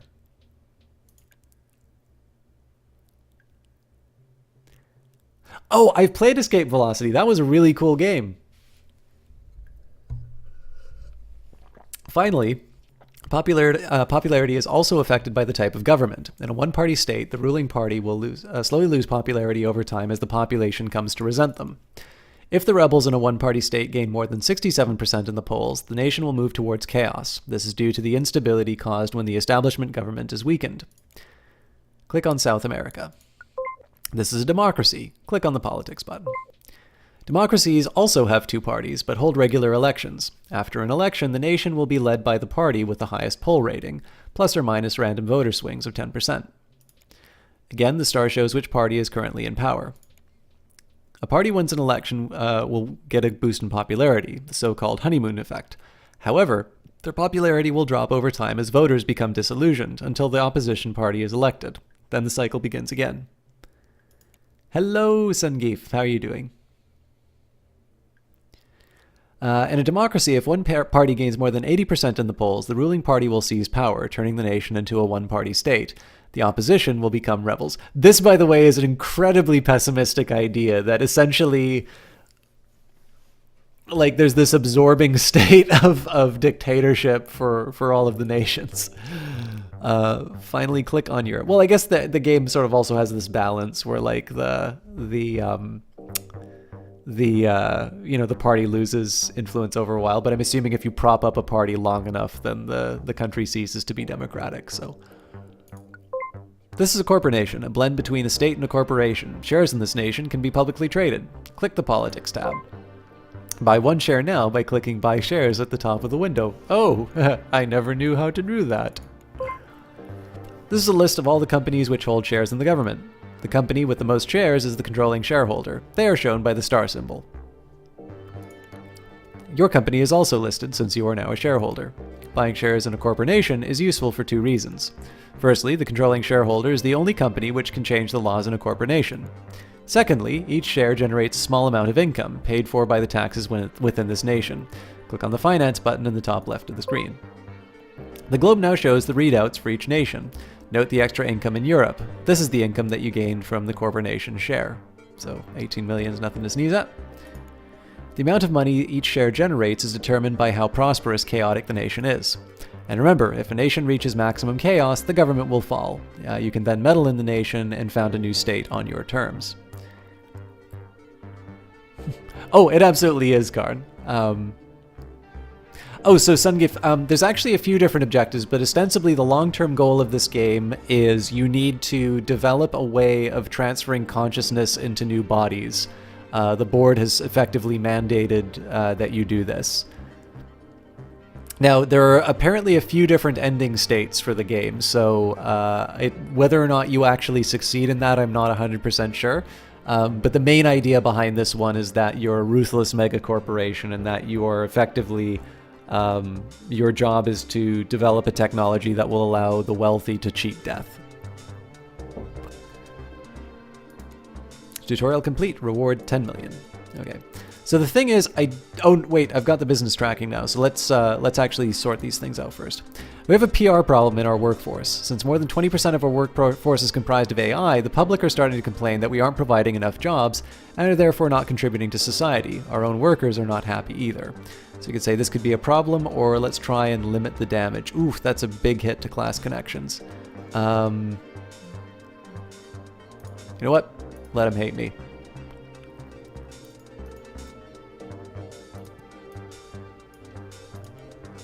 It's come to the board's attention that the following task is the utmost importance and should be undertaken as soon as possible. Build a war chest. Large injections of capital will be required to achieve our goals. Hoard 400 million. So that shouldn't be too hard. I am going to spend on my items, or on my my research, but. We, the board, happily recognize the success of your mission and are pleased to report that you have received the following reward. Gain 36 research points and lose 5 corruption. Your authority is a little more respected. Number of VR games have recently released in which the players fight for liberty against an oppressor. These gamers are particularly popular in Europe, where ideas of freedom are on the rise. Following group of young people in South America are turning to alternative forms of religion and worship as a way to express themselves and differentiate their generation from the previous one. This has caused a general move towards spirituality in the nation. And the Hope Party have won election in Russia, ousting their opponents. Success Party in South America have successfully rebranded their message and stand for individualism. Okay, as always, we'll start with research, and I essentially want to make sure that these things... essentially, I want to make sure that these things are as marketable as possible. Now, again, I think I'm going to throw as many AI into making better AIs as I can. No way to turn that into a 1, huh? Okay, well, we'll put all our people into business tracking. Gene Stims was mostly just so that I could continue on... Gene Stims was so that I could kind of get a toehold on the main goal. So in this case, we'll put the AI to good use there. It's tempting to hire more interns just to balance that out, but in this case, I think I'm gonna live with it. Now, I'd love to upgrade my schools and such, but I think in this case here, the mission is to hoard, so we will do that. Just got paid. You'll donate $20 to see me post a vid of me dabbing on Twitter. That is remarkably tempting, Mad King Brutos. I am actually exactly the sort of person who will gladly take people's money to do stupid stuff, but that would require me being seen online. So, our scientists have identified a new line of research. Pursuing it would yield research gains, but it would put a strain on the company. So 5 to 15 research points assigned to a random project. Yep, we'll take the plunge. 2 employee teams have handed in their resignation, noting their overall dissatisfaction with their working environment. Note that every time an employee leaves or goes on strike, Super Global Hyper Megacorp Incorporated gains in efficiency.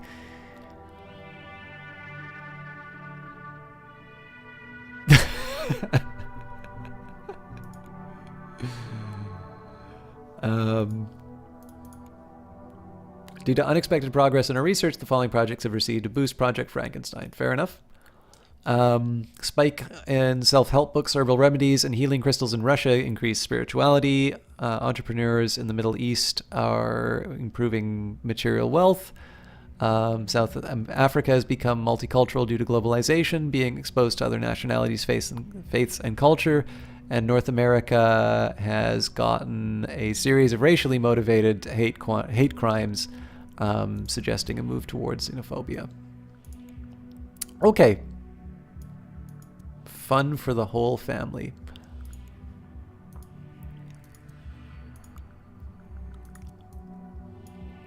I don't think there's anything else for... Oh, wait. No, I need to more efficiently assign my workforce. So put all the interns. We'll make sure that we get the 100%. You know what? I'll go for the 95%. We'll get as many people as we can to make sure that we get the AI next turn. And then the remaining flesh lumps will go towards gene stems. Researching, or marketing ideas for gene stems. Now, as for business tracking, there's really no reason why we can't make a guess with some of our existing campaigns. So, efficiencies. Stock is money. Management is potential money. Staff are money in human form. Tracking those things better means a healthier bottom line. So let's find all of the materialist nations. Europe. Looking at you. Maybe Russia. What else do we have? Peace of mind for security. Well, it won't be that. We know your business is safe. Our resources can secure. Our resources are secure, and that our employees are trustworthy. We can help keep that locked down. Be part of something. Businesses aren't islands. We're part of something bigger. Our families, our communities, our planet. Better efficiency means giving more to that wider community. And then, of course, efficiency when you max out material wealth. So we'll do that. South America, what do you want? Probably material wealth more than any of those other ones, I think.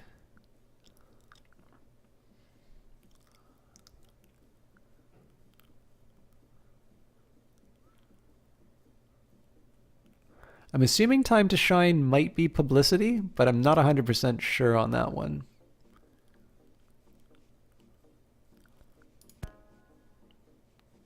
Individualism, I should have paid attention to that. I think the efficiency one is still the better call.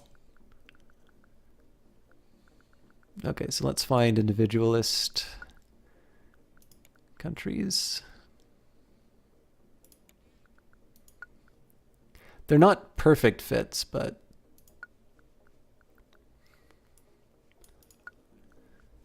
Okay, so North America...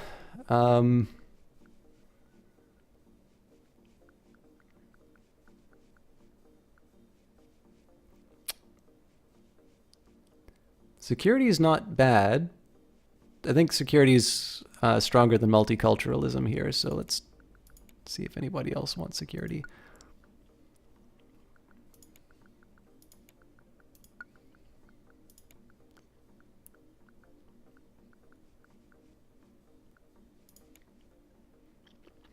Obviously, I'm spending a bunch of money here, but the idea is that this should be this should bring in a bunch of cash. Okay, is anything I can do with you guys? They don't want material wealth. Looks like multiculturalism's a pretty good one, though. Or security. Oh no, that's spirituality, not security. Yeah, let's try to be part of something.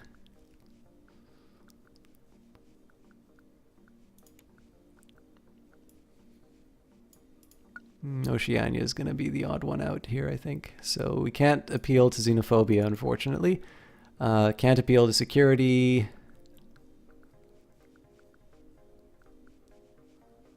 Can't appeal to individualism. Anything with gene stems? nobody keeps their birth genome anymore. That's so 2040. So this would be for novelty, but they're a very traditional society, those Aussies. So we will live with that and lock in the gains. Okay, 102 turn is not bad at all.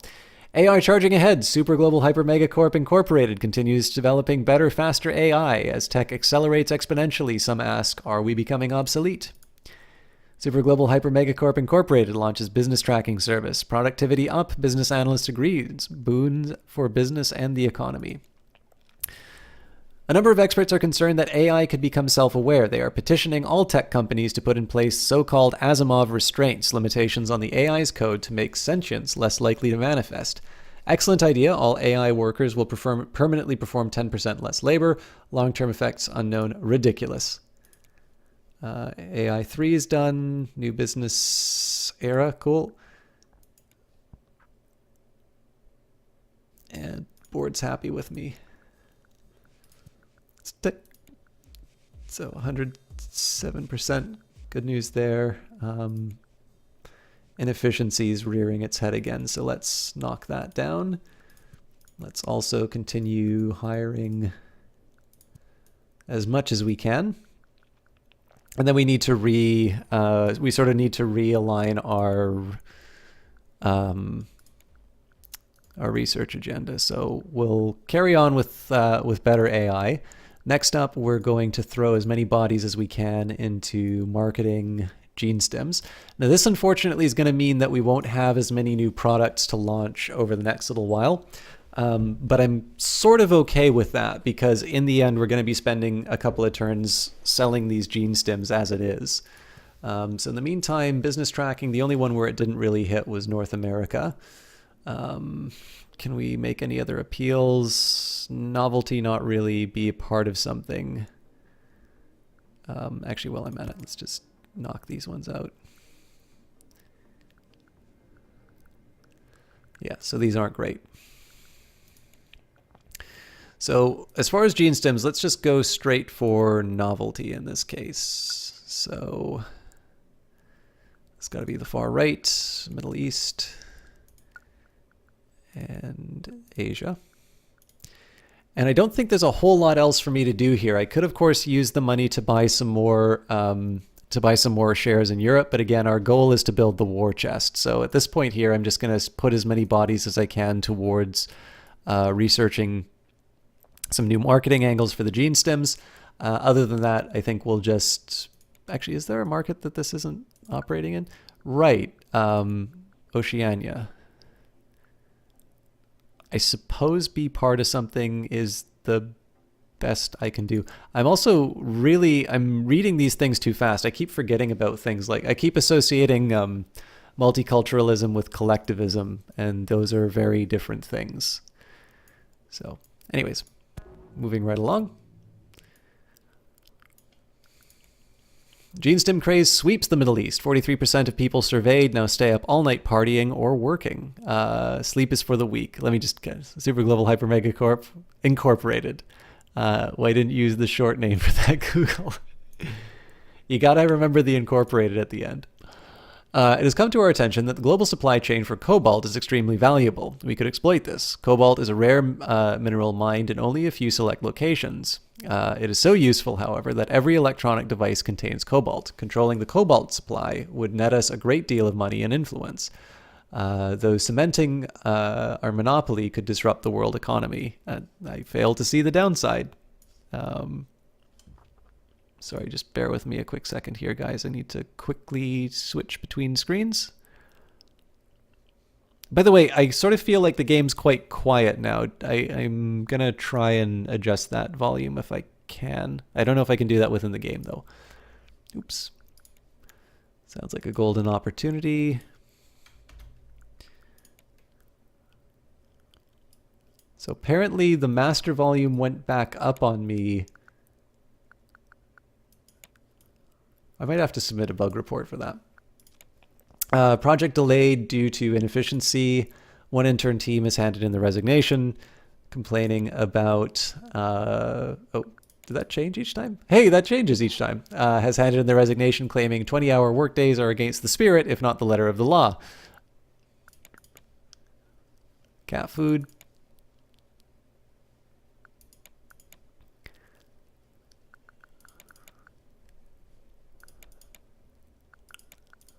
The board are impressed that you launched the following products perfectly without a focus test. Gene Stim's the new way to be. Board approval has risen slightly. This approval can exceed the maximum amount.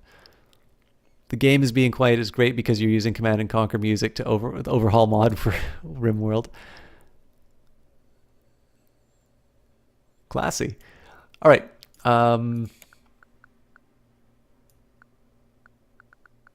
So the marketing was delayed then? I guess. Fair enough. Not ideal, but I'll have to live with that. Now I can actually afford, so got to think about it. I'd like to improve the business school, but in this case, I do need to remember that we are, in this case, okay, we've already got Gene Stims, so I do still need to actually achieve the requirement. So in this case, 400 million.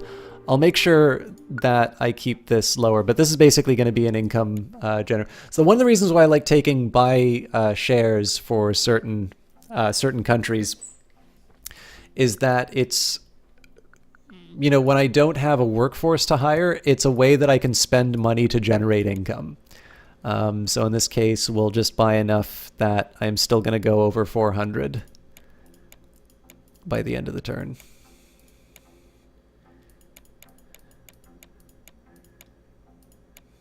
So I'll give myself plenty of wiggle room there.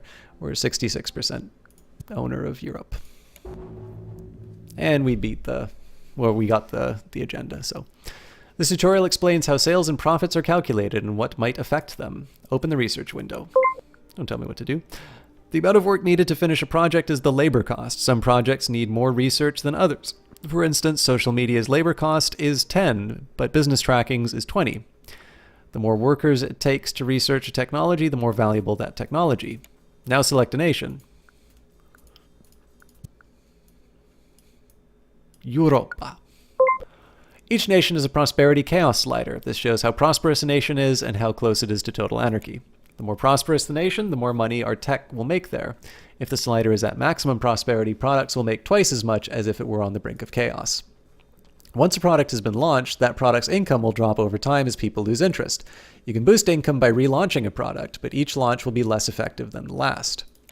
Finally, each product is currently making money adds to your fixed costs. If you would prefer not to pay these costs, you will have to trash the project. Close the nation window.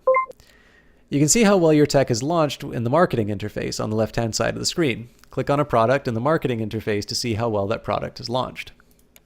So obviously my social media is getting a bit stale. The globe shows where this product has been launched and how successfully. We can see the marketing angles here and conduct focus tests. You can also launch products here. Click a slogan.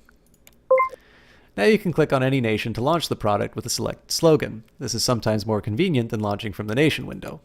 Tutorial complete. Reward 1 million. It's come to our attention that our public opinion is dipping a little, and we think we could improve it by handing out free services. If you'd like more ways to raise public opinion, we suggest pushing the charity drives agenda. I'll think about it.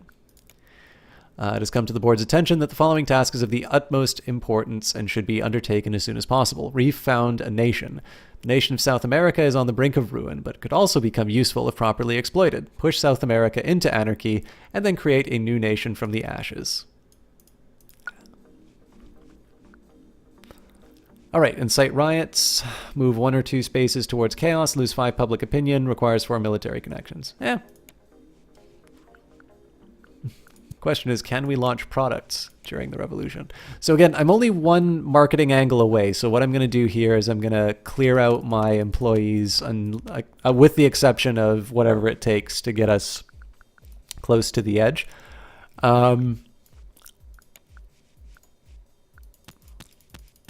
Okay, so I'm not going to put any more meat bags towards AI. I will put AI towards it, though. And at this point, I think we'll do I'm just going to put some into meta friendship. Ooh, yeah, I've got too many resources available for that. So we'll put the rest into Project Frankenstein just as a punt.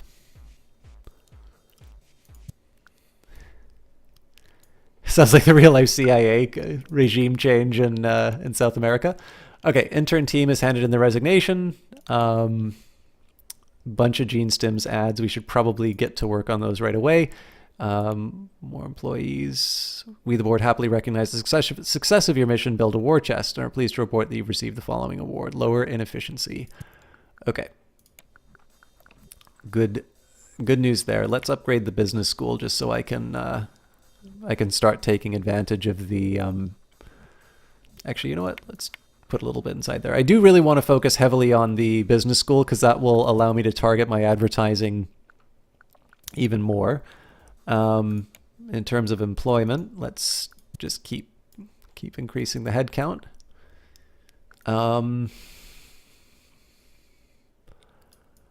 Yeah, Gene Stim time. I've got 8 class connections, so we'll take advantage of all. You know what? I really shouldn't have done that because I could have gotten some of these for free just by being clever. But oh well.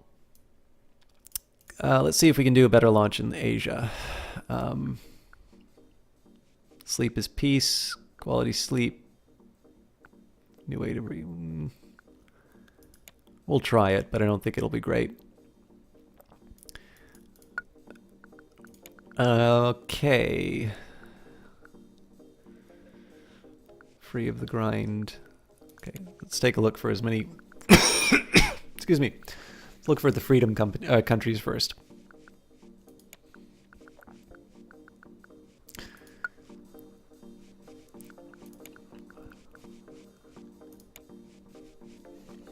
Not as many as I thought there would have been. So... spiritual countries, I guess? Spiritual or quality, we'll try.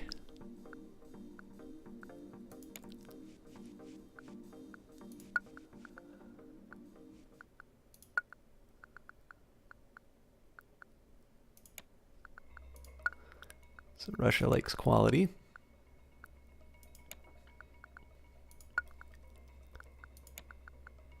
Quality is pretty reliable just because it's only one dimension.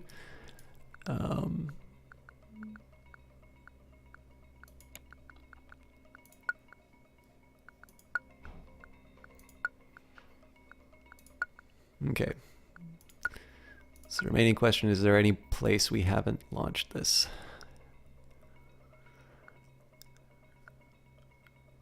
Yeah, North America is not going to like this at all. How about South America? While we start a revolution, can we... No, we cannot. Europe. You're my buddy, right? No, you are not. Okay. Is there anything I want to do with the remaining money? I kind of feel like throwing more money into buying shares is a nice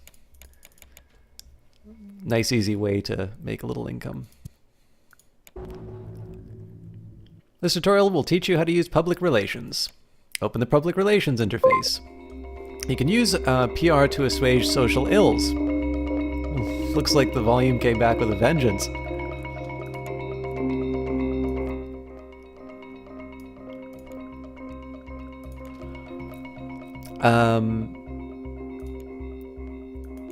As such, you can spend money on PR to raise public opinion.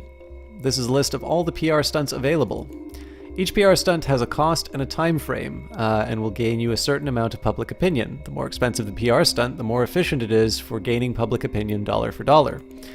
Your first PR stunt is called Free Giveaways. Click here to start the PR stunt.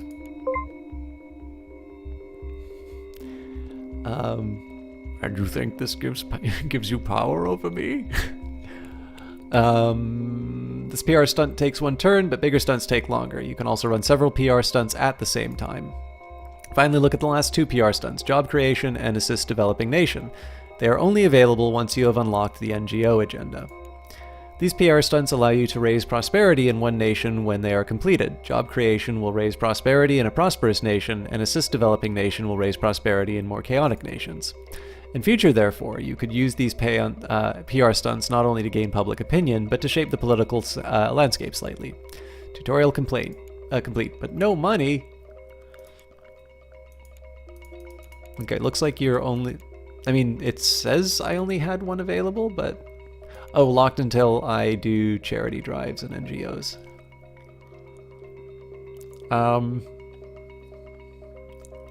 Cool. These are very expensive very quickly, but I think we can work with this.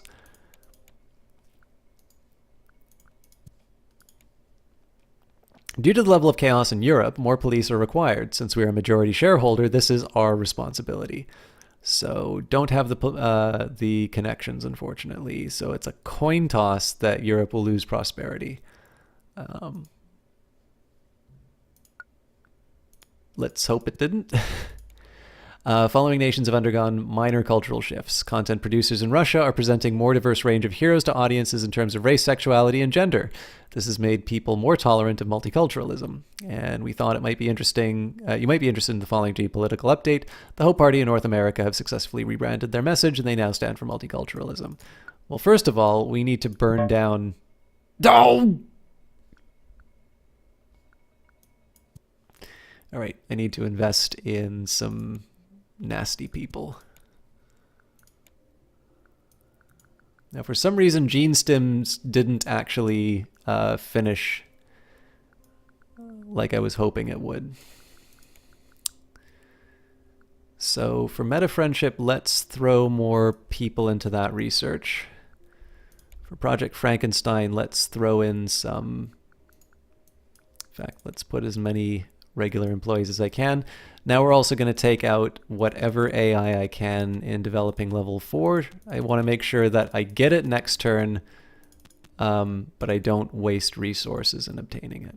Okay, so that was probably a little too much.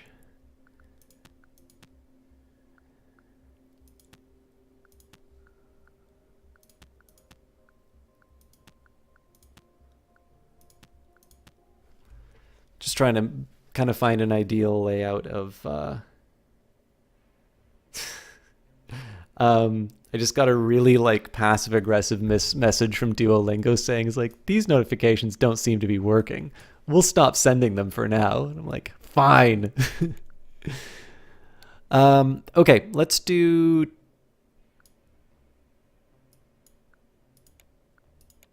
task efficiency.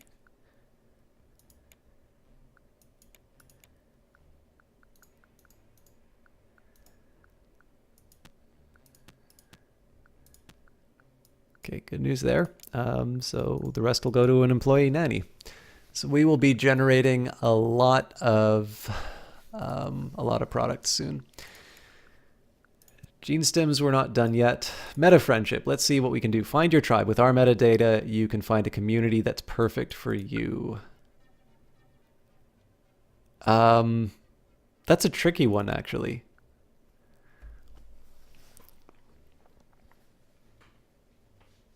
I kind of feel like that's a collectivism one.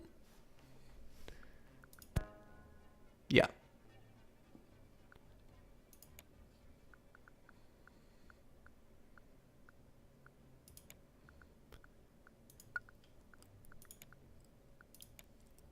I'll only do it for these two. Gene Stims was delayed due to inefficiency. Meta friendships. We just used our friends in the military were able to incite riots in South America to great effect, causing chaos. And we've gotten some chatty AIs, which we're already on our way to continuing to improve. So, okay. I need to spend money on something. Maybe the Security Academy is the better idea right now. And we'll still make sure there's money in the bank, but as always, we can buy some shares in Europe. Okay. Will AI become independent? Super Global Hyper Megacorp Incorporated continues AI development. We're not just digging our own graves, we're expertly crafting them with state-of-the-art algorithms. Human augmentation raises questions. New initiative from Super Global Hyper Megacorp Incorporated rolls out cyborg enhancement to all. Is human-machine symbiosis humanity's future, or will it change us for the worse? Former interns seek capital for moon habitat startup. Startup CEO Nathan Frisson tired of deplorable treatment on Earth. We want to escape the pressures of modern hyper-competitive tech companies. Be a huge blow if other companies started work on a moon colonization now. We wouldn't have a chance. We are a group of like-minded company reps within Super Global Hyper Megacorp Incorporated who want to propose a bold new direction for the company. Since the space race of the 1960s, space travel has been a neglected industry. We believe that heavy investment in a space program would be lucrative for Super Global Hyper Megacorp Incorporated, even allowing us to put humans on the moon and develop lunar projects for our own ends. We can say, I'm all for this, set up the space program, don't have resources, absolutely not. Nope. So 5 class connections, 50 million, research tree will be expanded, allowing you to research a space program and ultimately put company astronauts on the moon. Fair enough. We will crush this upstart. 4 employee teams have handed in their resignation. That sucks. Projects have been completed. Meta friendship comparative. Okay. Well, generally good news for all. And we've got enhanced employees now. So against my better judgment, I am going to still hire employees. But let's figure out what we're doing now. So the meat bags need to work on creative stuff.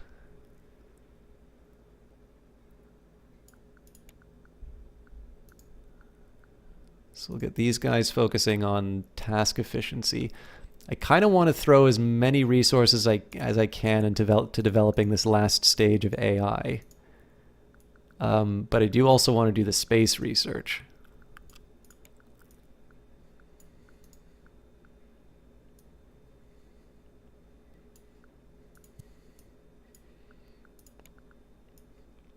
Okay, so there's still some countries without gene stems. Let's get that sorted.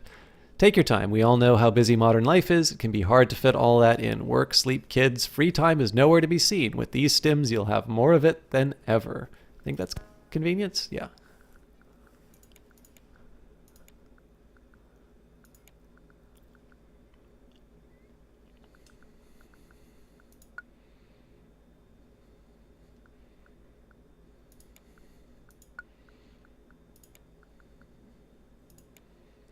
TTV Septic Boy 557. I do indeed. I think you asked me last time too, if I remembered you. How are you doing? I also think the last time you asked, I said, I remember you asking last time as well. So this is I need to come up with a better line, I think. Okay, so the board's a little mad at me.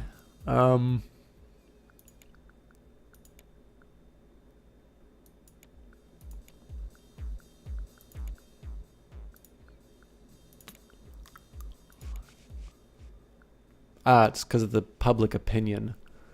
So, let's do some more giveaways.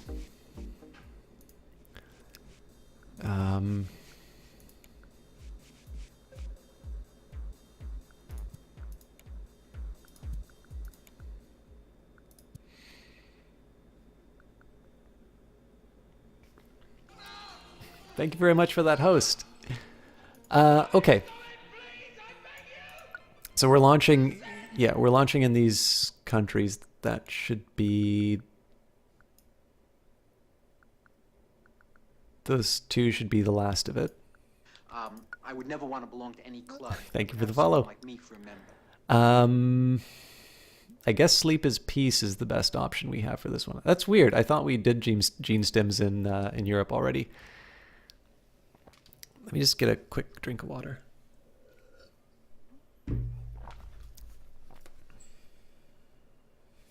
Okay, so I think meta friendship's going to be where we go. So no more expensive meets.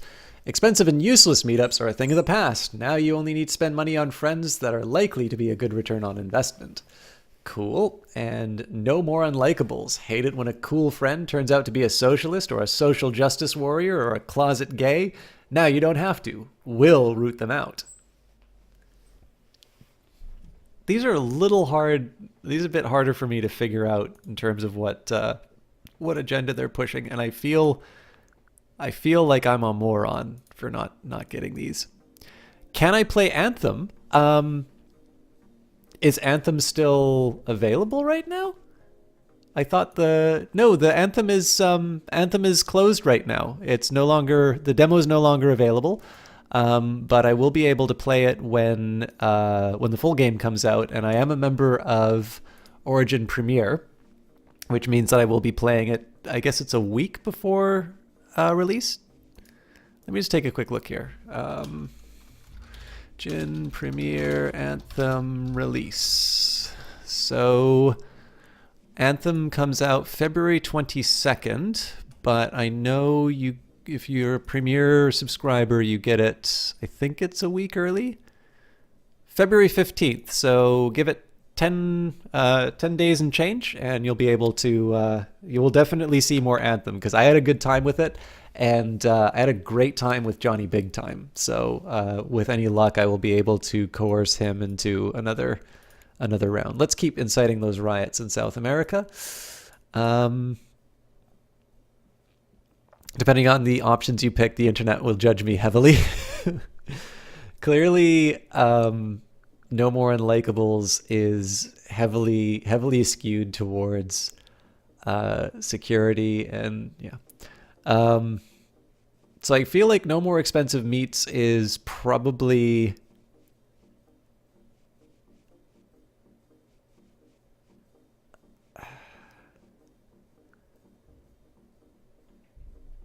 an individual. Oof, I don't have that much class connection anymore.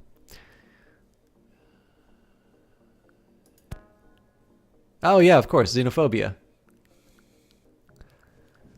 All right, well, let's start with that.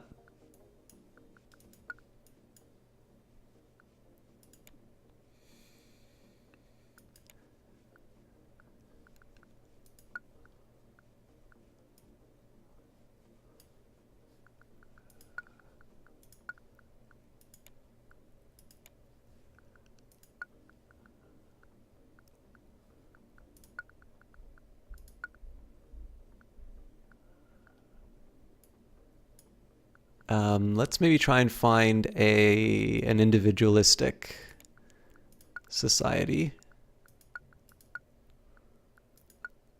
Okay, looks like everybody else is locked up, so I think we're gonna sit on that for the next little while. You don't know if it's you, but it keeps loading and loading. You mean Anthem? It's possible because the servers are down that it will forever load. But I honestly, I'm not sure how the demo would be behaving, because I haven't opened it since the events yesterday. I had a great time with it, by the way. But okay, more reduction in board approval. I really need to deal with my public image problems. Some of our female workers are accusing top executives of sexual harassment. Some of the claims are quite graphic. We should investigate this. Lose 5 corruption, 10 class connections, and the investigation may bear fruit. They're just overreacting. 8 corruption, gain 3 class connections. And these women are troublemakers. Fire them. Gain 15 corruption, lose 1 intern or employee team. Gain 6 class connections, lose 5. We'll say overreacting. And then internal investigation, don't have the class connections for it, unfortunately. I definitely going to keep doing the free giveaways, but I need to find something. I need to find something longer lasting. Okay, charity drives. Yeah, I need to get my class up. Oh, your Twitch stream. I'm at 3,500K upload. I don't know if that might be the cause for it. Septic Boy. Oh, this is a shame. Okay. I really wish I knew what that cost was going to be. Lawmakers in South Africa have changed taxation oversight to max. So, I need to find a really good way of getting military connections really fast. Okay, before I do that, let's carry on with my research efforts. So we've got everything for public user data. Let's put enough bodies in to improve task efficiency. I'll take that 2% chance that we don't get everything. And the remain, actually, it's not worth it. Let's just put one more body into, that won't fix anything. We'll put it into task efficiency.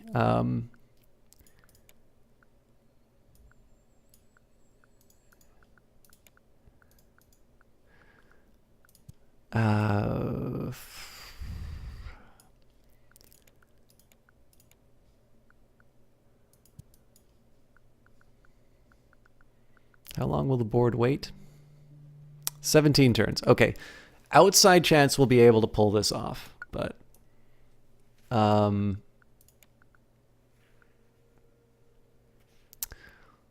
soul to soul, we're looking for a deeper, more meaningful connection. We can help you find a connection deeper than words, something truly ineffable. So that's got to be a spiritual.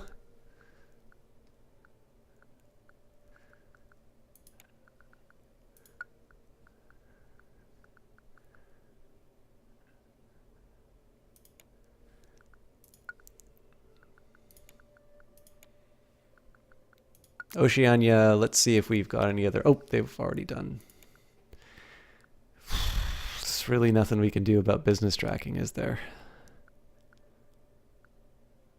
Yeah, be part of something was our best marketing angle. Okay. Money, money, money. More efficient. That means better work. Okay, well, you know what? Let's just start with this. Let's find the materialist angle. I think Russia, that'll work as well. South America, we can't run any products. Oh, that's right. I know why. So we're making so much less because South America is currently in chaos. So this will pay off after a little while, but I definitely need to boost my military connections as high as possible. I don't watch Inventor Blades, but Johnny Big Time is a big fan of his, so I should check him out at some point, because usually Johnny has a good eye for good streams. A company has a lot of moving parts, and everyone's happiest when those parts mesh properly. Let us help everyone work together. So that feels like a collectivist. Again, music coming in strong. Let's say that that's a collectivist one.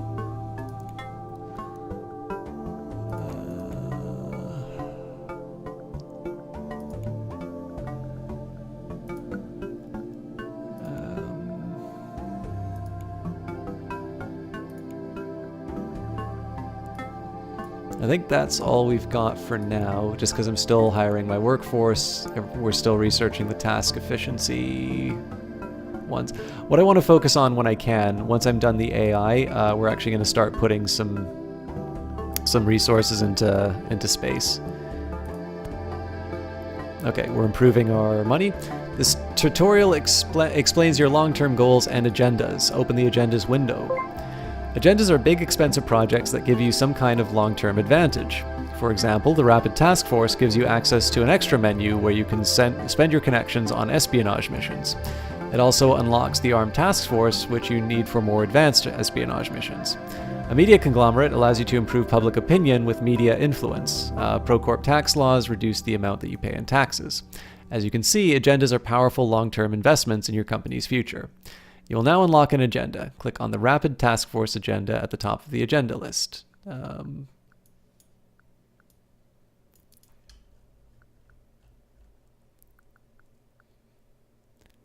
Johnny or to me? Establish a mobile, flexible unit ready to drop into chaotic nations to stabilize them or help out with other tasks in the interest of your company. Unlocks the espionage menu. Unlocks civilian espionage missions. Okay. You can see the details here. Establish. Press the unlock button in the right window to unlock it. This will cost some authority and connections, but what if I don't want it? Because you've researched the Rapid Task Force, you have access to the espionage menu and have gained 1 Imperial and 1 Humane victory point. Each agenda earns you victory points. Click the button in the top right window to view the game's win conditions. You win the game by completing the conditions on one of these 4 victories. Mouse over a victory to see what you need. How do you play this game? I'll explain in just a quick minute, Septic Boy. Okay, so Imperial victory will be rule with an iron fist, surveillance, propaganda, and brutality made efficient through technology. We need 15 victory points, 75% influence with the ruling party of every nation, and 6 of the world's nations are following one-party states. Consumerism victories. Humans are easily led. People will think that they're free, but their governments will be a sham. Their attention will be carefully directed, and even their emotions will be subject to manipulation. So again, we need 15 victory points along that path, 75% ruling influence for the ruling party of every nation.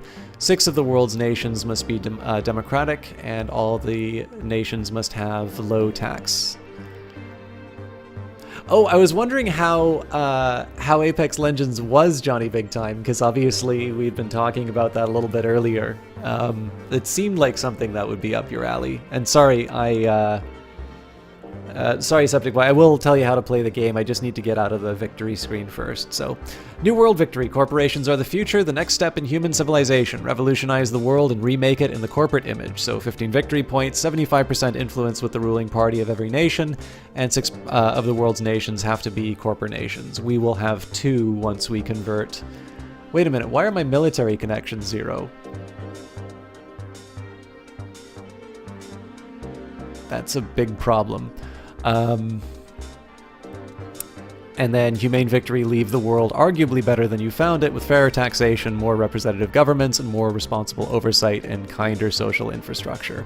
15 victory points. All nations are the following government-type democracies, and all nations have their taxation laws at max.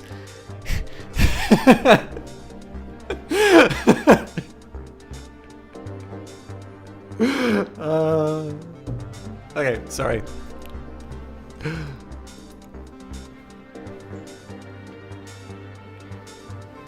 To achieve victory, you must unlock agendas to gain enough victory points, manipulate social politics. Each victory will reshape the world in a different way. Tutorial complete. Reward 1 military, 1 class, 1 cyber connection. But what about the 10 I had to give up? I was gonna get my bloody charity drives. Anyways. Fair enough. So money will be okay for a little while. It seemed to suggest, though, that I could use the media to improve my... So again, we'll continue to do public relations, but I have a feeling that I'm still going to be hated. Okay, so to answer your question here, Septic Boy, basically, this game divides the world into sort of these large super states. So you have North America, South America, North and South Africa, Europe, Russia, Middle East, Asia, and Oceania. And essentially what you do is you play the head of a corporation. I have come up with the remarkably serious name Super Global Hyper Megacorp Incorporated. CEO named Scrooge McDunk, who looks like the council representative from the wonderful game XCOM. If you have not played it, I highly recommend it.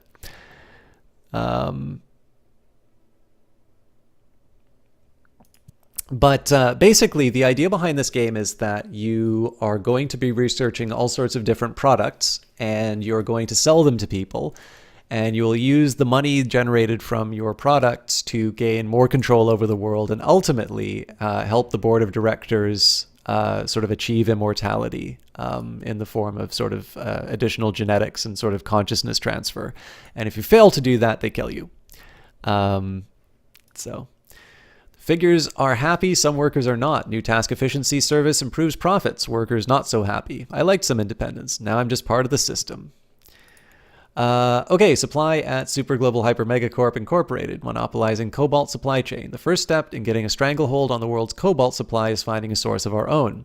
We have a potential solution. We know that the USSR conducted extremely detailed geological surveys between the 1930s and the 1980s, many of which have never seen the light of day. We've tracked down these documents and recommend that we seize them from their poorly maintained archives by force. So we can hire some mercenaries and gain an ungodly amount of corruption. Glue's, yeah, we'll spend the money. And let's do, I hate spending the class connections, but I am going to do an internal investigation for this.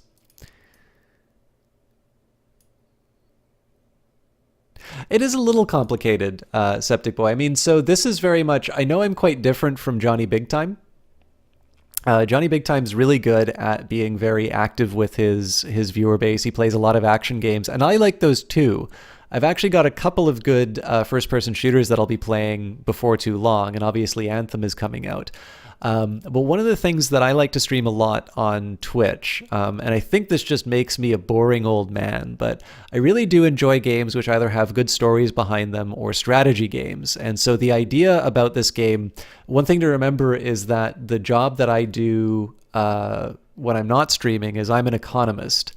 And particularly when I was in school, I studied a subject known as political economy. And so this can be an economic study of how governments work and sort of how one of the things that is studied in political economy is the effect that things like lobbying has on politicians. So this is obviously putting the game on hold for a little bit, but these are some of the things I was meaning to talk about. So for instance, here's an interesting thought. I think most of you guys are going to be in line, or at least you're going to be sympathetic to the following statement. Money influences politicians. Particularly, money has influence on politics. And we might disagree in terms of the degree to which money influences politics, but I think a lot of people have this feeling that politicians make certain decisions that they do because people have contributed to their campaigns. Now, for those of you who think that money is the only part of the equation, you might have the following dilemma. Consider the gun control issue in the United States. Now, obviously, it's difficult to make some movement on that, but if money is as influential as some people might want to say it is, why is it that the NRA donates to Republicans? Or generally to Republicans. Obviously, Sanders sort of had his gun control issue, but wouldn't it make sense for them to donate to Democrats? Because, of course, if you are able to change someone's views through campaign contributions or donations, then it would make sense to buy off the people who are going to cause you trouble. This is not something that we observe in the data. What we observe in the data is that lobbying tends to happen with people who you already agree with. So, for instance, it's not a surprise that you have, large amounts of defense lobbying amongst more hawkish Republicans, let's say. But I mean, again, both parties have. There's a really great website actually called opensecrets.org. I'm going to take a minute and put this in chat because I think it's an interesting one. So if you want to know donations to U.S. political parties, this is a great data set. This actually tracks who is donating, who's donating money to what. So if you want to know like some of the biggest lobbyists for major parts of the government, you can actually see that on that website. They've done a great job of this. And you find out some really interesting things, like a big lobbyist of the U.S. Department of Defense, the Mars Corporation. Apparently, the only vending machine you'll see on military bases are for Mars products.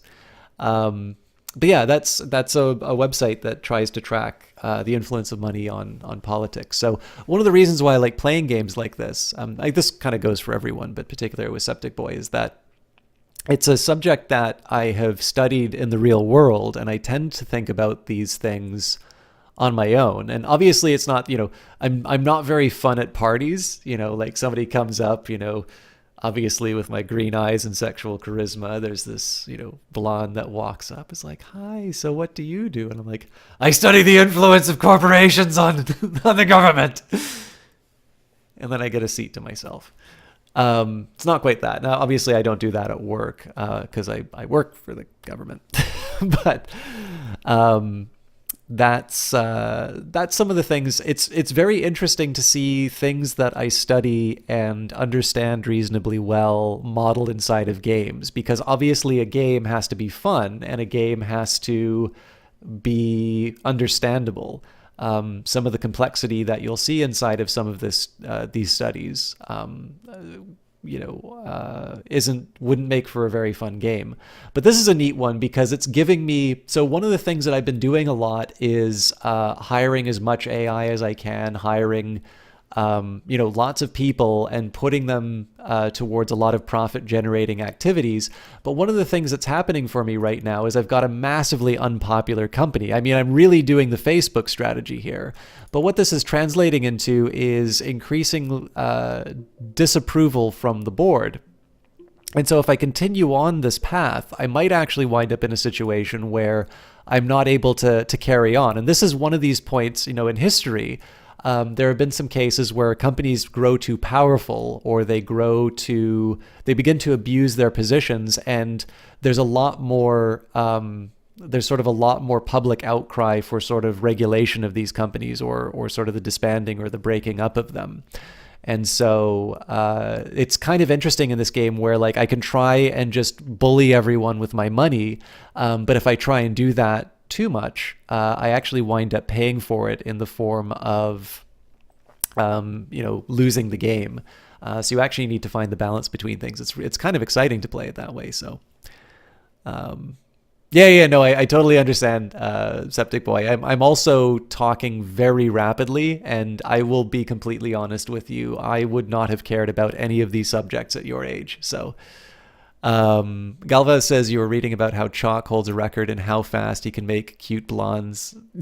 Yeah. Yeah, no, I totally, I am very, I think Eyes of Sin can speak from experience, as to how repellent I can be. All right, it can be dangerous meeting people online. We all want to reach out, but is it safe? Now through peer-to-peer friend rankings, we can flag up problem users and keep them at arm's length. Okay, let's find security conscious countries and do the buffer zone. All right, looks like we did most of those. So moving right along, let's say in Europe, so they either want meta friendship or gene stims. So find your tribe won't work, buffer zone won't work. Can pay for the expensive meat. Okay, material wealth it is.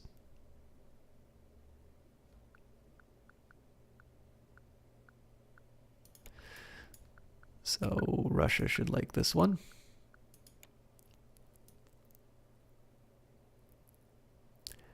And South America is obviously in flames right now, so that won't turn out. Okay, Africa's taking care of task efficiency. Oh, hang on. Let me, first of all, let me hire up as many people as I can. And then let's try and assign some people to research. I could have a lot of people I can put towards research.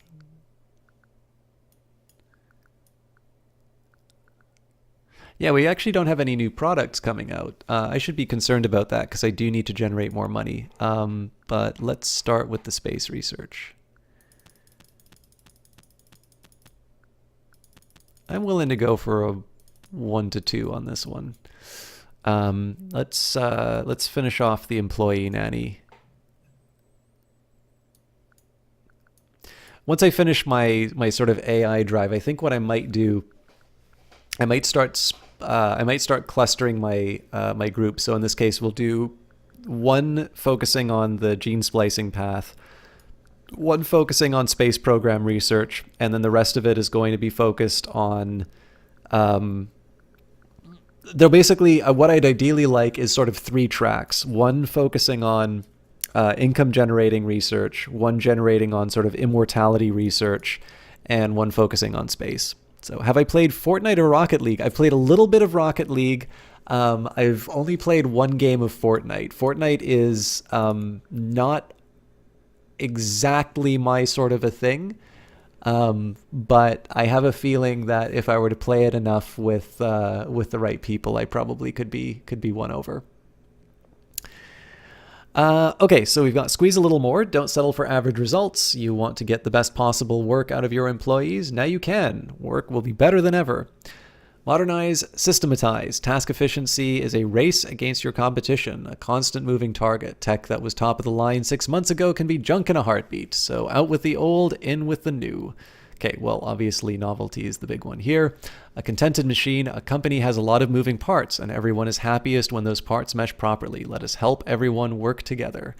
Money, money, money, more efficient. That means better work and more money. Good for you, good for your workers, good for your customers. And quick as a flash. You don't need the best quality. You need perfect results. What you need is to roll out a product quickly with a minimum of fuss. And we are here to make that ride seamless. So this one, I'm going to focus on the novelty for sure.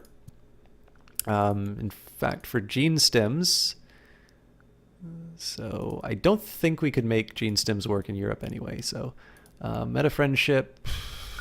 Okay, we've already got Russia generating things. North America is already working on that too. And task efficiency. I think everybody, I'm pretty much papered the world in. Okay, no novelty, no material wealth, not 100% sure on contentment. Everyone's happiest when the parts mesh, so that would probably be collective. And then squeeze a little more. That's probably a quality one. Let's go for contented machine just because that's the best I can work with right now. And I think, oh, nope, Asia. Novelty is possible.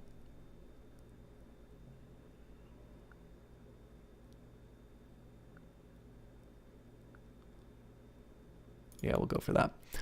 Are we launching everywhere?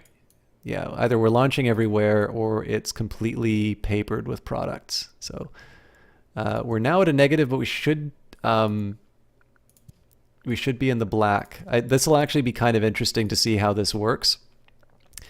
If we get penalized for being broke at all, or if we're if that's only counted when we. I'm not going to have enough security in time for the event. Okay, so board is mad about the PR. Okay, so let's keep doing the free giveaways.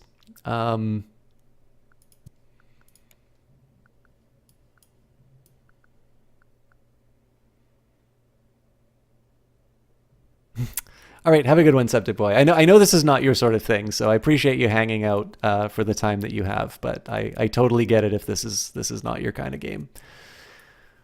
Okay, so I really blew it with the task efficiency. Apparently, the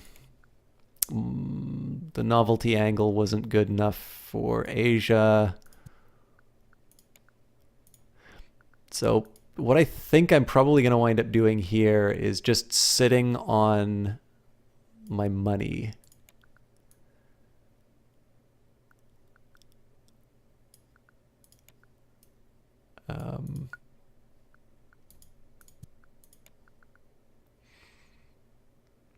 So convenience will probably be the right angle for this one. Material wealth isn't enough.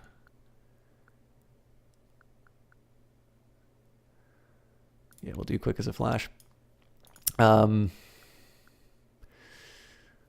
I think what I'm going to do here is I'm going to sit on wealth generation. We're just going to keep upgrading the Security Academy, hoping that we'll be able to convert South. If I can get South America to be a corporate nation, I am going to be laughing. But it may not turn out that way. Politicians in the Middle East are considering passing a law to strengthen net neutrality, ensuring all traffic on the internet stays on equal footing. We could influence this process and gain an advantage over our competitors. Let them do their worst, in my opinion. And I'm probably not efficiently using my workforce right now. Let me just make sure. Yes, I do have more bodies that I can throw to these problems. So I'm going to take out as many workers as I can while still ensuring that space research happens. And employee nanny, let's again, make sure it's done in one turn and only one turn. And the rest of it, let's say, okay, so this will be a product that we can sell later. So carrying on with the habit that I said that we should have one space, one AI, one medical.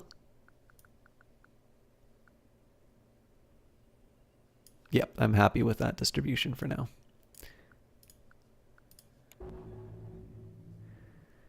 This tutorial explains your relationship with the board of directors. Open the board window. I don't want to. This is your company's board of directors. This shows how much the board approves of you. This is the short-term goal set by the board. If you complete it, you will receive the reward and a little approval. You will also gain authority. This is important. You will need authority to complete the game. If you fail the task or run out of time, you will lose a lot of board approval. If it drops to 0, they will fire you. Completing tasks, therefore, is vital. Do not fail the board. You can also lose board approval from bad public opinion or a negative bank balance. Tutorial complete. Reward 10% board approval up to a maximum of 100%. Thanks, James. Okay, I still don't think I have quite enough. Oh, I do. So let's upgrade the academy.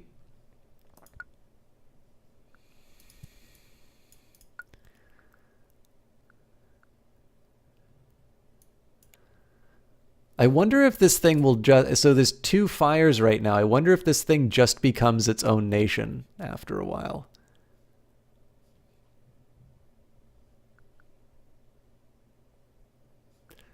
Let me just make sure that, okay, let's just keep hiring bodies. It's come to our attention that some of our competitors are working on the same tech that we are. By employing competent agents, we feel sure that some of the technology could fall into Super Global Mega Hypercorp Incorporated's hands. If this sort of thing appeals to you, by the way, pursuing the Rapid Task Force agenda could pay dividends. Well, I'm pretty sure I don't want to spend any of these resources right now, so...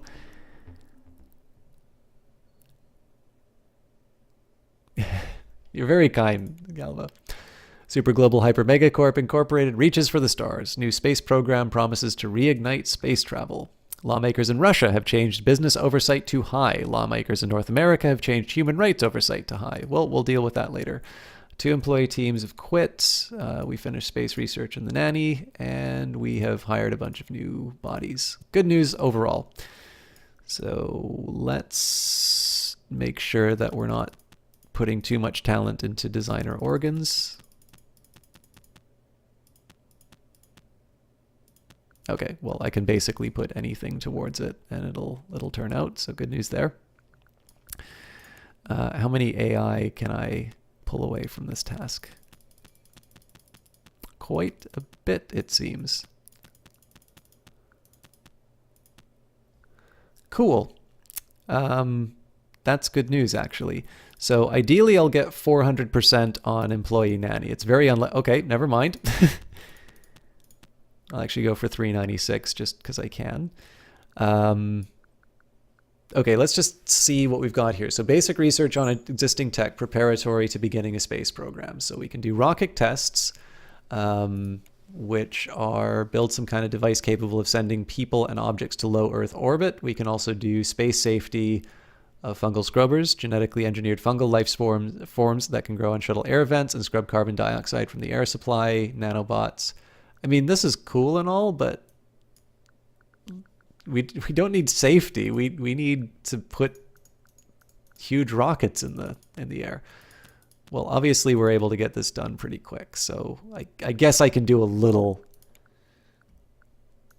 research on safety if I have to.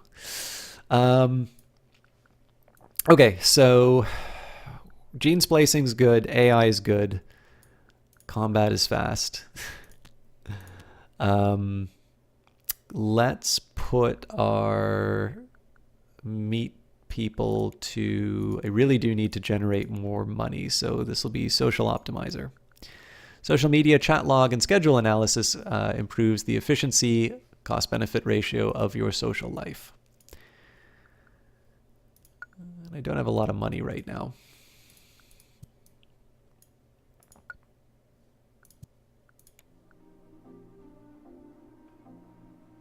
So I will keep doing, okay, won't let me spend that money.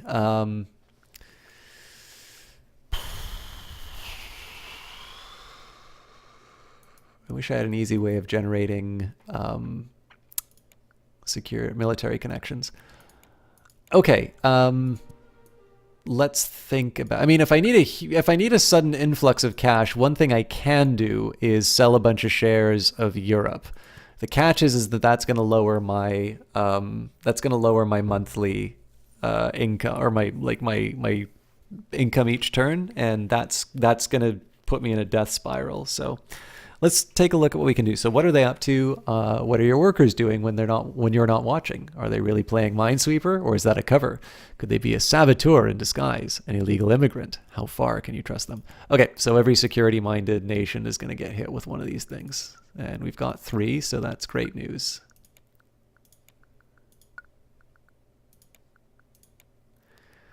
We should turn enough of a profit to nullify the effects of that, although obviously I'm not going to be able to upgrade my academy for quite some time. That is a lot less than what I thought it would be. This tutorial explains the espionage screen and Black Ops. Open the espionage screen now. This is a list of all the Black Ops, or secret espionage projects which you can run. Let's start with a simple one. Click Corporate Espionage as the first project. This project will get you free research points. Yeah, but I don't actually want to spend the... Okay, it gives it to me. Now you can spend connections to make the project more likely to succeed. Spend 5 class connections on this project. You can see the project has a chance to succeed and a chance it will be discovered. Both of these go up the more favors you spend. The PR risk is how much public opinion will lose if the project is discovered. You can choose whether this project will finish in 1, 2, or 3 turns, but the faster the project, the lower the chance of success. We want this project to end quickly, so select 1 turn. Now click here to begin the Black Op. And the turn so the project can complete. Okay, well, let me finish the turn first. Big Sister is watching you. New employee nanny service from Super Global Hyper Mega Corp Incorporated helps the bottom line, but workers are stressed. It's 1984 and 2001: A Space Odyssey rolled into one pleasant, disturbing female synth voice. By the way, there is a... I don't even know if it counts as a rumor or not, but there's a little... I'll say an an urban legend that... The voice of HAL 9000, who is Canadian, by the way, was so effective at kind of creating a sense of menace in 2001: A Space Odyssey that subsequent personal assistants, like things like Siri and that, have to have a female voice because no company really wants to associate itself with HAL. All right.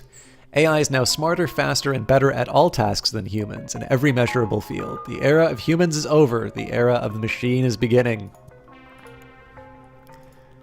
Works for me. Okay, so I've been completely ignoring the names of these. So our current classes of employee: intern, employee, enhanced employee, simple AI, chatty AI, ambitious AI, silicon nightmare, and machine god. I feel like I need Johnny's voice changer for this. To continue our space program, we must establish a permanent launch site. The closer to the equator, the cheaper our space program, since it will be easier to escape Earth orbit. So we can say Spain will have to do. All space program research is 10% less efficient, lose 10 political favor with the leading party in Europe. We can't decide this for now, I think. Lawmakers in North America have changed genetics oversight to high. And dear Scrooge McDunk, this is an automated message from Remind, helping you remember important personal tasks and goals. You request to be reminded of the following goal.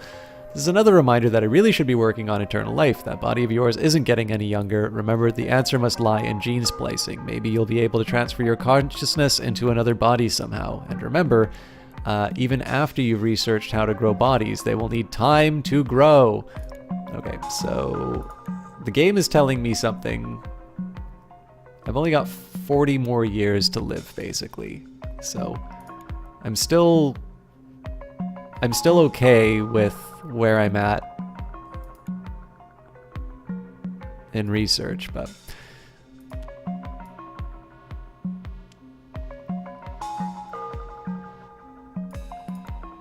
I think I'm also gonna put some brains into Frankenstein too. It needs a lot more brains than I thought it would.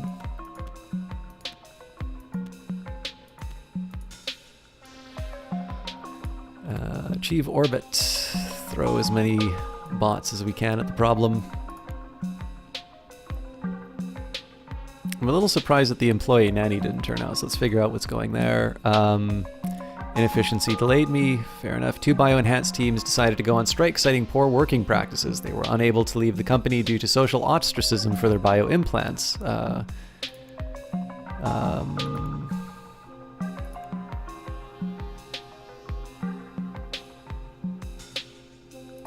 Okay. And I'm hiring who I need to, so... Wait a minute.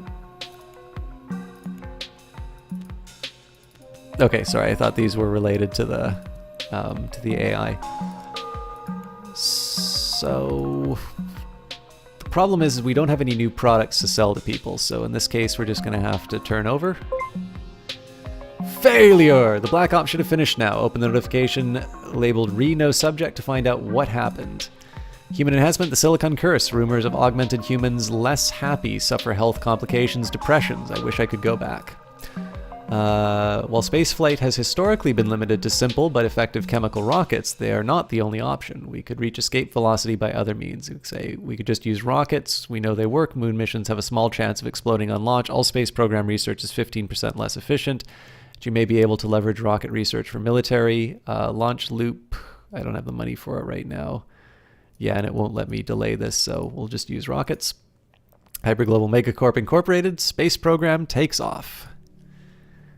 This is confirmed by how the computer voices in Star Trek are female. You know, the shameful thing I need to admit is I've never seen Star Trek beyond the movie First Contact. And I think I've seen one episode of The Next Generation now. Your media subsidiaries have influenced culture in the following nations. You can now go to these nations. Okay, good news. The following communique has come into my possession. Needless to say, I have no idea what it means and do not expect you to either. Classified espionage project completed. Corporate espionage failure. If the Black Op was successful, you receive some free research on a random project. If not, nothing happened. Go back to the espionage window. Let's try another project. This time, click Impose Order. This will raise the prosperity in one nation.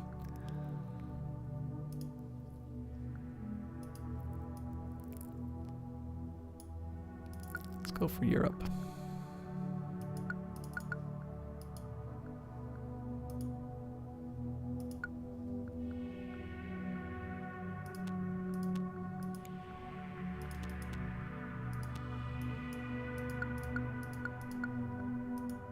I feel like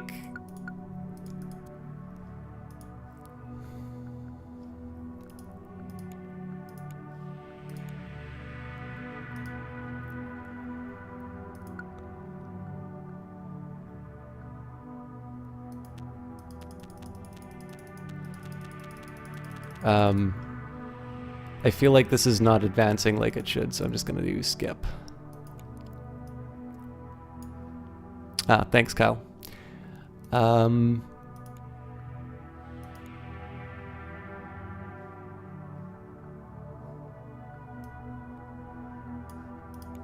I think we've got some possibilities with the new marketing that we just got. Let's put the meat to better use. I want ideally 400%. Well, there you go.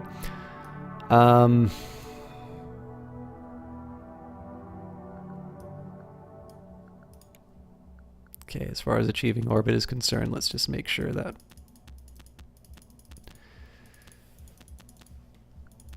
I don't want too many good things working towards it. Fungal scrubbers.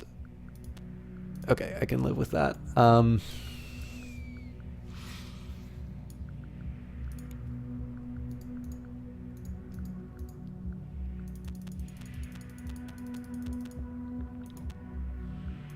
I do want to keep making progress down this path. And I guess I'll keep working on the social optimizer. But while I'm at it, I might as well keep researching on the new level of Frankenstein. So I'd love to play the game on my own if I can.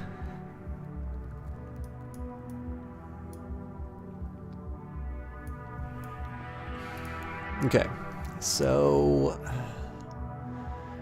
it's a new post-privacy age. Your employees don't want it, don't need it, and they won't thank you for respecting it. All you're doing is checking on them once in a while. So let's find the least private nations we can.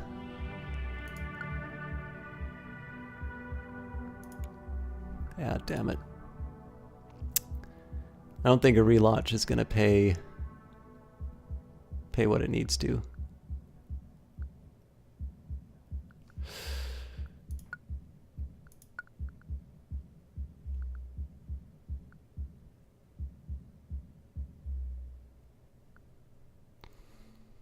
The hell was I thinking when I did this one?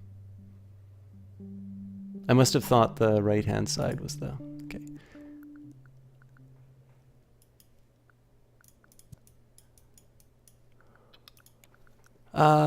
Quality should be our next one. Every worker is capable of quality work. You just need to stop them from goofing off every so often. Ooh, that's kind of ugly, actually.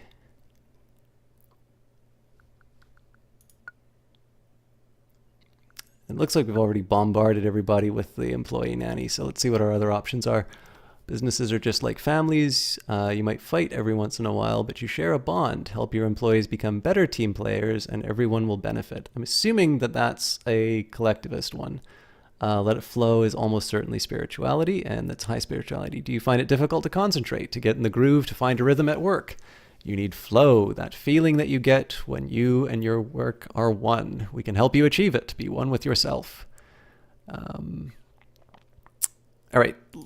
We'll go for flow here. I guess I can adjust spirituality a little more aggressively. Let's see if we can find any other places to make miserable with our products.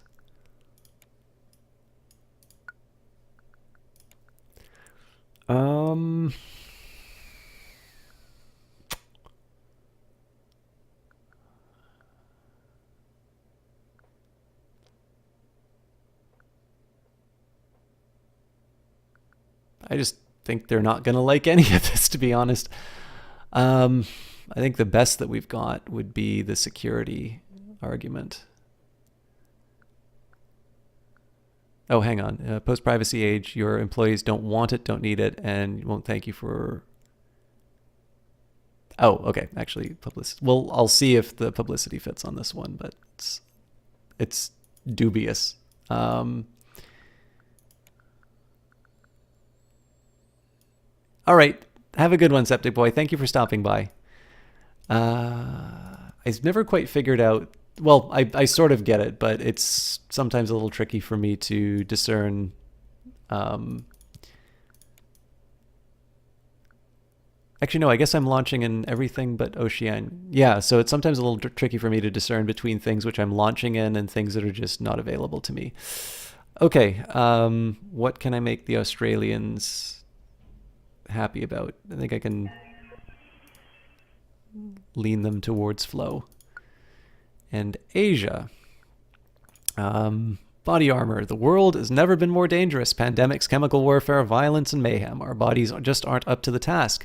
But we can improve your viral defenses, your membrane defenses, your clotting rate, and turn your body into body armor. Try it. So obviously I'm taking a little bit of a risk as far as the way that I'm setting everything up. But the idea here is that with the launch of a bunch of new products, that should give us a big infusion of cash. And then, of course, we're going to be getting the research for designer organs coming in, so we'll be able to do a bunch of other product launches. So the idea is that I'm creating this treadmill that I kind of need to go on, but the payoff will be I'm almost certain the fact that the fires are going down mean that this thing is going to change on me, but I really have nothing else that I can do about my connections right now.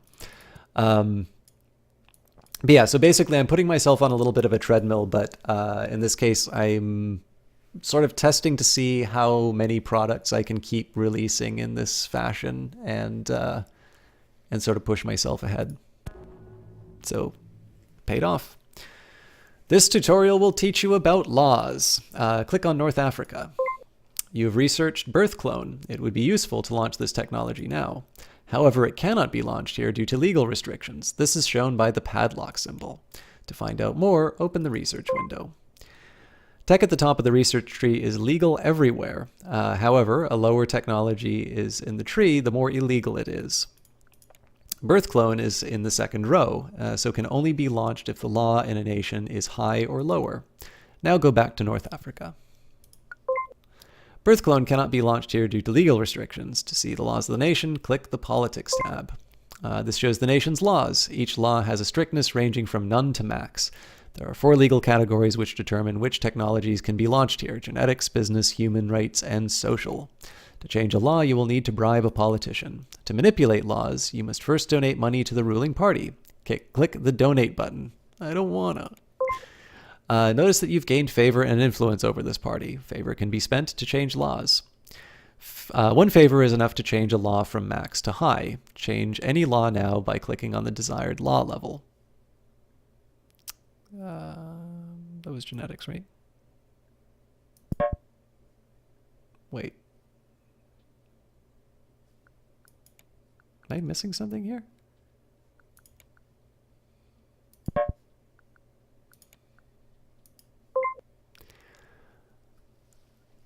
There's now a 10% chance the law will change each turn. This will rise over time. Now donate money to the ruling party to gain more favor. You can boost the chance that the law will change by spending more favor. Click Invest Favor.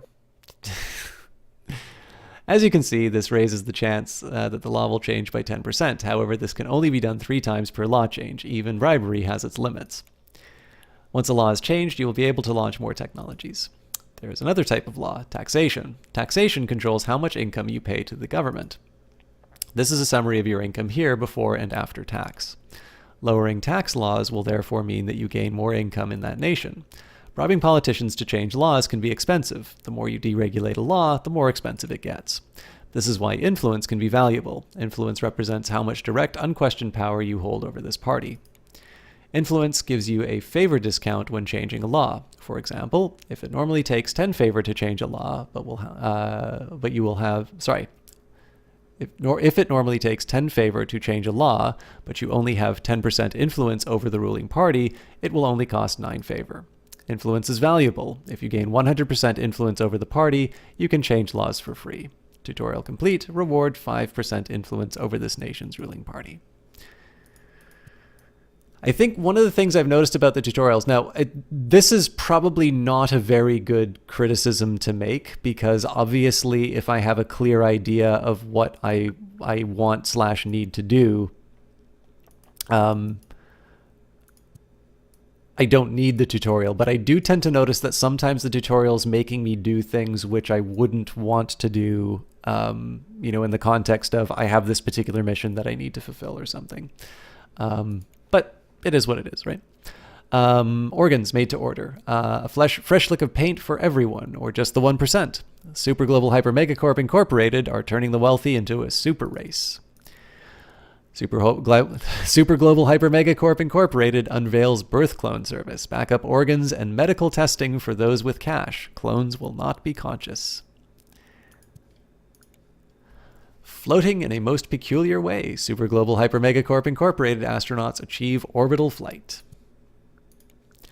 Now that we're putting people into orbit, we need to decide how we select astronauts. So use our contracts to find military pilots? Absolutely not. Train our corporate reps? Space is business. Don't have the money for this, unfortunately. It would be awesome for the extra worker happiness. I kind of need that right now. But send volunteers from the public. Now that's even better, because that's going to buy me some. That's going to buy me some goodwill and save me the money. So. And then send millionaires in charge of fortune. All our space program research is 10% more efficient, and will be psychologically unreliable. Well, I mean, again, can't make an egg without breaking a few omelets. Business oversight is high in South Africa, and it has come to our attention that inefficiency in our corporation has reached a worrying new level. This is alarming news, since inefficiency leads to project delays. Please take the necessary steps. Deadmax, thank you very much for that follow. I'm glad you're having a good time. I think I can handle the cyber connections for this. Class connections, yeah, screw it. I'll hopefully get those back in time. Fungal scrubbers delayed. Employees have handed in their, yeah. The board are impressed that you launched the following products perfectly without a focus test. Again, good news here. I'm mildly curious. So I've got the board at bay.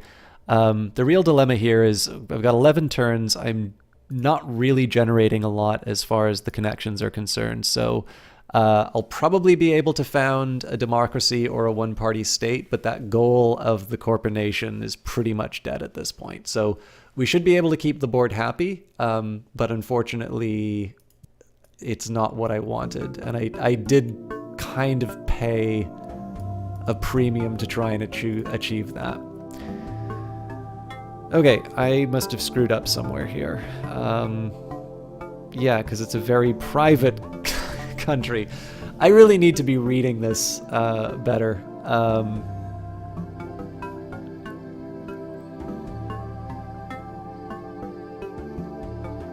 I could have just gone for quality, but I didn't. All right, so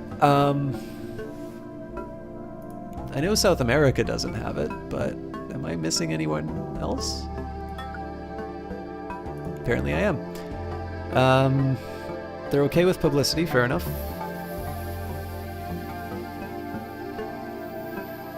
I think it's probably best to say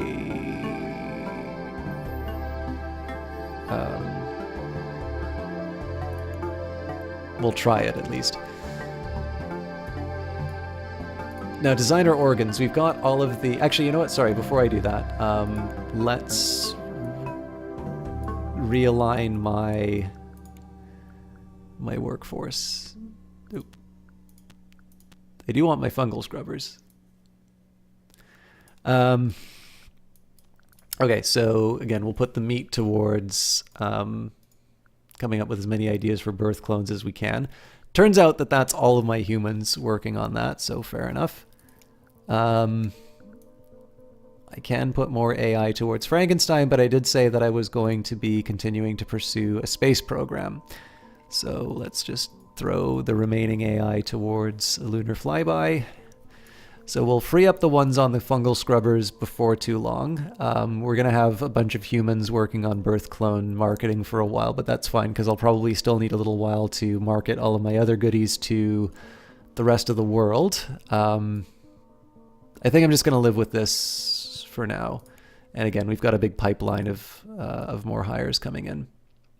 So we're in a deficit, but of course I'm going to be unleashing designer organs on the world if I can figure out what they want. So truly be yourself. It is important to express yourself, and many people express themselves through their own body. Halo tattoos, nanofiber hair. Now you can express yourself internally as well and become the body that truly represents your uniqueness. So that sounds like individualism.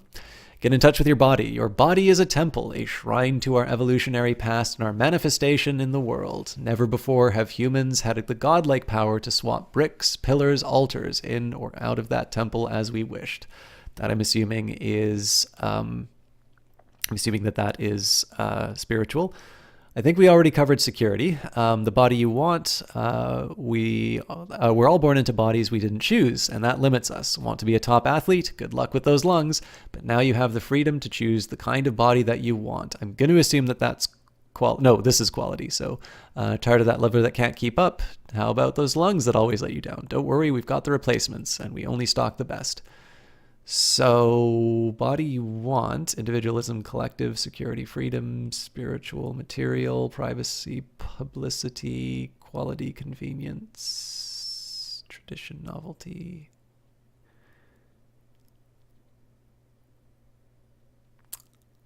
I'm not 100% on that one, actually. Well, let's go for the low-hanging fruit. Let's find some quality people. Okay, motherland won't help me here. Well, I mean, as much as I'd like to go elsewhere, clearly the body armor is the right call here. Well, alternatively, let's shift them to quality, and we'll go for nothing but the best.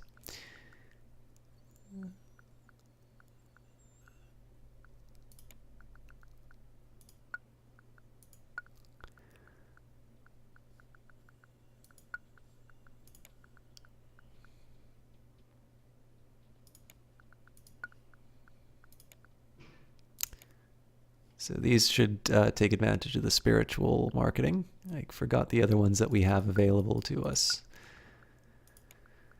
Okay.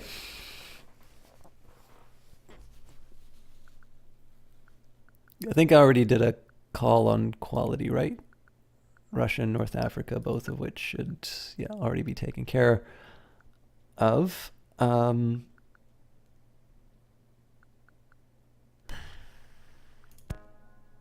This was freedom. Oh, of course, freedom makes sense. No problem. The exception. I'm actually probably wrapping up pretty soon, so I don't think you're gonna miss too much. But let's see if we can push some results.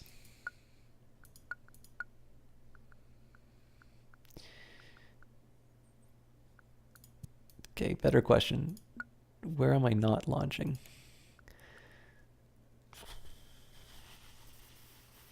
This has to be individualism. All right, I think we're doing global launches, so we're good there. I am well and truly in the hole, so I probably don't even have the option otherwise. And for the first time, we've actually got some positive public opinion. So, cool. The nation of Europe has really taken to our new business tracking tech. It has had such an impact on business that it has caused a boost in the economy.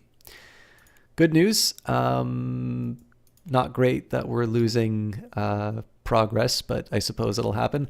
5 bioenhanced teams decided to go on strike, citing poor working practices. They were unable to leave the company due to the social ostracism their bioenhancements would cause and are now back at work.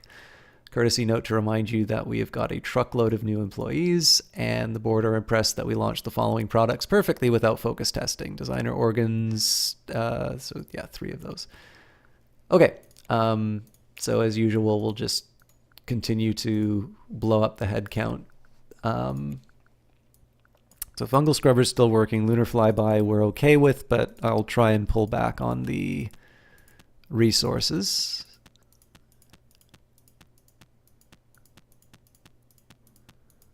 So again, the idea here is we know we're getting it next turn, so I want to try and put my I want to try and put what I can towards better use.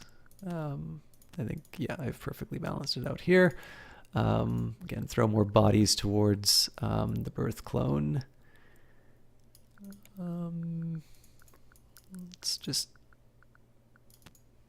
Let's stop pretending that we're we don't actually need to worry too much about getting humans to work on this one anyway. So in this case, I'm actually going to throw a bunch of AI towards this project if I can.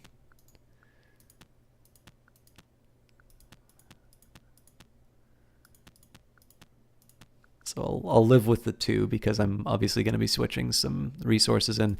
And then, I mean, I might as well just take advantage of what I can. Yeah. So we'll finish the social optimizer. Again, I don't have high hopes for this because I still want Birth Clone to be getting some creative work on it.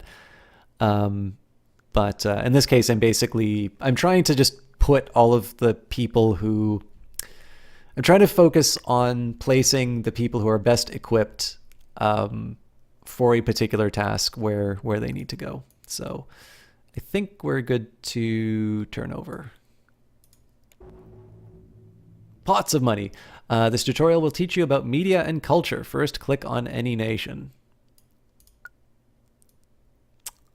Well, the game just hosed me.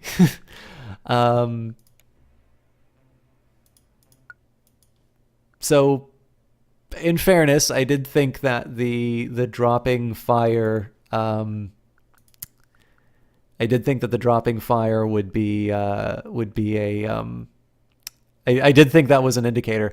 The only thing I would say that would have helped with this, it wasn't even a tutorial, it was a mission. It would have been nice to know that there is a very high cost associated with reshaping a nation, because obviously I would not have needed to flip this over. Anyways, it's probably not one I have any chance of achieving. We'll run through this. I don't think there's any point in me giving up already, but our back is definitely to the wall on this. What is this game, Talrea Best? This is Spinnortality. So if you like the Cultist Simulator stuff, this is sort of an alumnus of the mentoring program that Weather Factory does. This is the first game by, I don't know if it's like first as in first ever or just first as in first public, but it's by a game designer named James Patton, who I believe is from Austria. And essentially what this is, for lack of a better description, this is a cyberpunk business management sim. And so the idea behind this is that you will play the CEO of a new company. It is, you've got a board of directors, Bernard Agincourt, Adelaide de Longpre, Wes Kane, Hayden Blackford, and Eva Evangelis. And all of these handsome gentlemen and ladies are very wealthy, and they don't want to die. And so I have been tasked with finding a way to transfer consciousness into new bodies. And if I fail at this, apparently I have some implant in my head which will kill me. But yeah, so the basic idea behind this is that you need to make money, and with that money you need to do research, essentially to achieve this immortality for particularly wealthy individuals. But of course, some of the things that you do are not necessarily the most ethical. So you begin with something like social media. All-in-one social media platform, work, friends, hobbies, your life online. Or Meta Friendship, an online review site where people can rate their friends. And then you can do things like, social insight, further research into human sociology needed for later technologies, pure research into social behavior, which will eventually lead you to profile chatbot, simple AI chatbot that carries on chats and social media exchanges with your friends in your absence, and a sentient profile, a social media profile that posts comments, flames, trolls, and undergoes mental breakdown convincingly. So there's definitely, if you haven't figured it out from they will kill you if you don't make them achieve immortality, there's a level of menace behind this. My current mission, for instance, is to break apart a nation, which originally was going to be South America, to plunge it into anarchy and then refound it as some kind of a system which is better suited towards my own ends. And I still have 9 more turns to do that. But you also have a few different ways of winning. So the game has 4 separate agendas that you can do. So you can get the Imperial Victory, in which you essentially convert the majority of the world's governments to dictatorships, with which you have at least 3/4 of the influence for. You've got a consumerist victory, in which the world remains democratic, but they have low taxation and again, you have high influence. So, it's democracy, but not necessarily in the sense that we might consider it. It's one in which there's essentially total corporate, maybe not total corporate control, but the influence of money is felt quite apparently, and it's a rigged system. There's the New World Victory. So there's an interesting government type in this one, and I'm finding it helpful. I was really trying to convert one of the countries to this, but there's a new government type in this called Corporation. Sorry, Corporation. Similar idea here. You need to have 75% influence. In this case, have a certain shareholder. A certain number of shares. So currently, there's one corporation in the case of Europe, and I have 74.3. So I could buy a couple of shares and sort of achieve that. Now, the thing that's nice about this is that the taxes go into your pocket. So in this particular case here, if you have a surplus of wealth, it can actually make a lot of sense to dump a bunch of money into buying up shares of a corporation, because it'll give you a steady stream of revenues. And arguably, I think in some cases, it's a better return than some of the research that you can do. So again, if you're particularly inclined towards that, I kind of think, without going too deep into the game so far, I mean, this is the first substantial amount of time that I've put into it, I kind of have a feeling that this should be a slightly easier victory, just because you shouldn't have as many problems with money if you control this many corporations. But I might be missing some subtleties that I didn't realize before. And then there is a happy ending. Humane victory: leave the world arguably better than you found it, with fairer taxation, more representative governments, and more responsible oversight, and a kinder social infrastructure. In this case, all of the nations of the world need to be a democracy, and clearly, because maximum taxation redistribution of wealth is the best possible system of government, all nations must have maximum taxation. I must confess that I laughed a little bit when I saw that, but I did not mean that in like a malicious sort of a way. I just found it really amusing to see, to see maximum tax rates as a requirement for the good ending. But yeah, so essentially the idea of the game is that you'll be reshaping the world in your image. You have sort of your long-term goals in that, but I think what's sort of neat are some of the ways that the game keeps you in check. So I was suffering with negative public opinion for a very long time. In fact, let's kick that balloon up for a little bit. There have been lots of things that have sort of kept me from just, making money hand over fist and just sort of throwing my weight around. And I think that's probably the most interesting part of the game. I've been hiring like mad, but so far I haven't suffered too much for it. I have sort of gone in the red a couple of times, but overall, I mean, obviously I've spent a lot of time talking about mechanics in that, but it's essentially it's a business sim where you play your contact in like a Shadowrun game. That is probably the best way that I could explain it.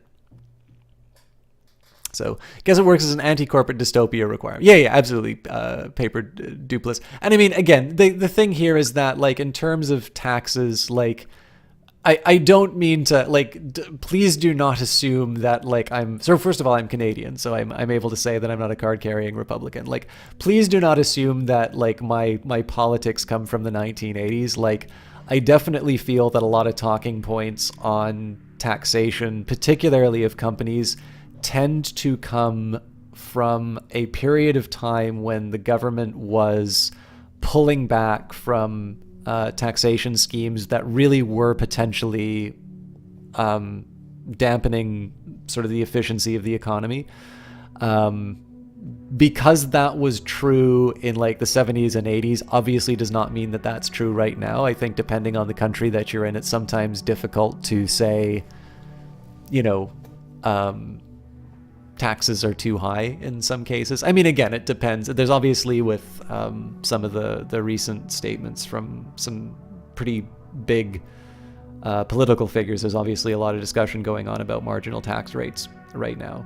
But yeah, I mean, it's not like this thing is talking specifically about a certain type of taxation or whatever. And in this case, because you don't have, like, the thing here is that you don't have any representation. Like, so for any of these countries, you don't have a representation in terms of what social spending is. You don't have this idea that the society has built up institutions that don't necessarily require government expenditure because, people just help each other out, right? The difference between countries where, you can leave your phone on the bus and within hours somebody will have contacted you or your employer and returned it, or like the place where even if you put a lock on your backpack, you're gonna find like a knife mark on it, and like just all of the stuff has been cut out of your bag while you're walking away. Like, clearly there are some intangibles inside of the game. So like,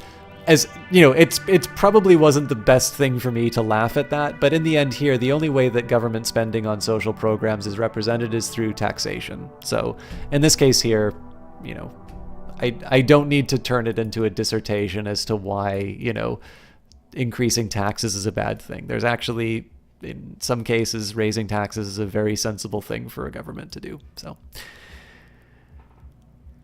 anyways, that very long aside out of the way. It's okay, you're British. It's Margaret Thatcher Simulator.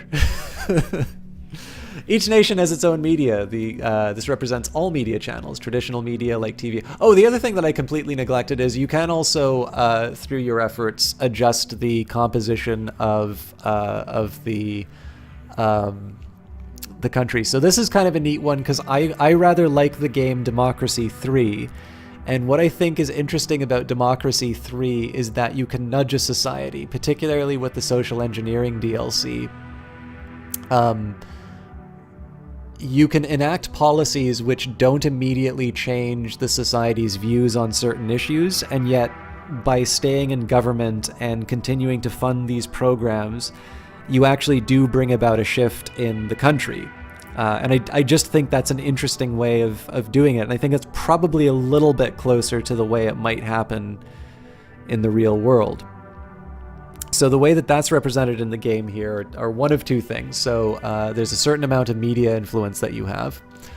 But then there's also sort of unexpected consequences for certain things that you're doing. So for instance, when I brought in social media, the game said, well, you can create these sort of silos of information and you can show people what they want, and this will create an echo chamber, and it won't necessarily mean that anybody's happier, but it will mean that you make more money. Or you can say you can make it an even playing field and that everyone will see what everybody else is seeing, and it will maybe create some greater social cohesion. And that means that effectively, permanently, your social media will receive a penalty to its income. So you can say, well, I want to make more money with this thing.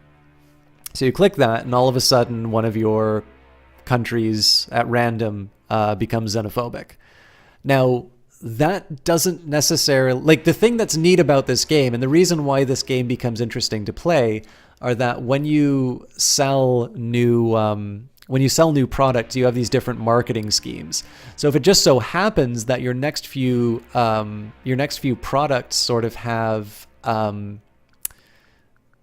this appeal to xenophobia, it's actually a good thing that this side effect emerged. One thing that doesn't seem to be present in the game is the ability to choose a marketing angle. So where you might think it would normally be like you have the video game equivalent of Don Draper kind of coming in and, just pulling an idea out of thin air during the pitch meeting.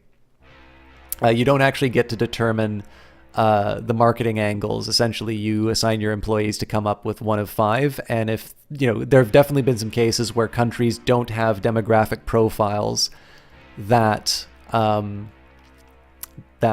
fit. So it's an interesting idea in this one because in one sense, when I first think about it, I'm sort of like, well, it's a little weird that you don't get to pick your own marketing, right? Like, you'd sort of think that a game about being an amoral, corporate behemoth that's just gonna make a buck, you'd sort of think that it would shape its services around to what the country wants.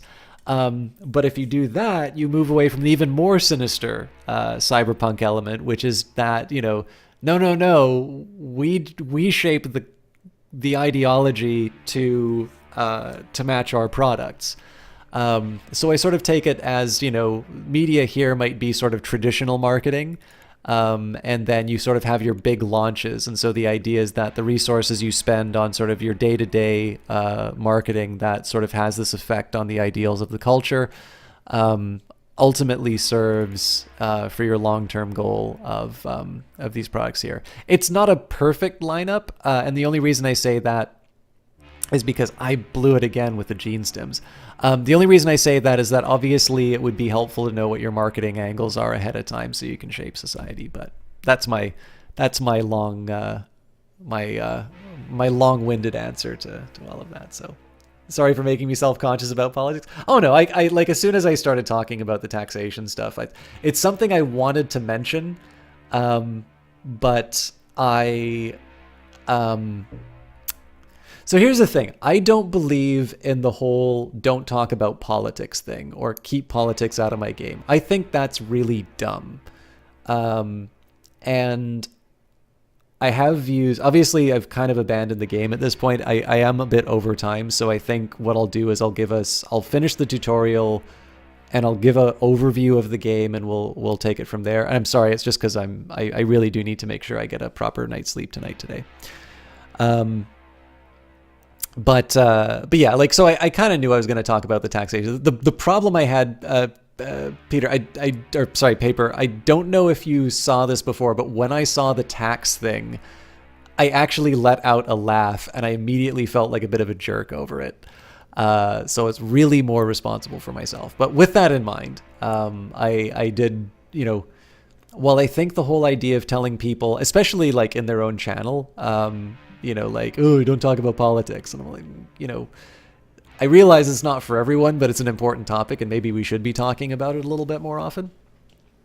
But the biggest one was just I figure, especially for a game like this, where the political connections are both interesting, but also like not super hidden, it's kind of dumb for me to just sit down and like, harp on a topic that I think everybody else sort of already knows. That's really the only discomfort that I feel about it. So yeah. If anybody does want to bring up a political topic of interest, I'm happy to follow through. So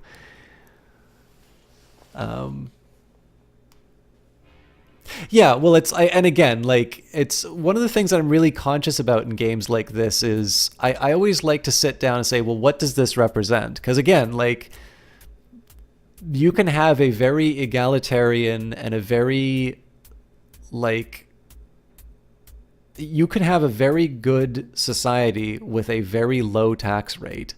And you could have a very unpleasant and inefficient society with a very high tax rate. Clearly, that is one dimension through which you can examine a very complicated issue. And like, what is gained by me, harping on the game this way? So the way I sort of rationalize it for myself is that tax is a shorthand for social spending. But there is another argument. Like, I was talking with my friend Alex about this, and I sort of said it's like when you have in the United States a decision like Citizens United, which says that the Constitution is so constructed that you cannot put restrictions on campaign contributions. I said, well, what follows from that? If the Constitution is sort of the rules we all have to agree with, then it seems to me that you actually have a stronger case for higher tax rates for wealth, because it means that the Constitution wants to preserve democracy. The Constitution also says that there aren't limits on campaign spending.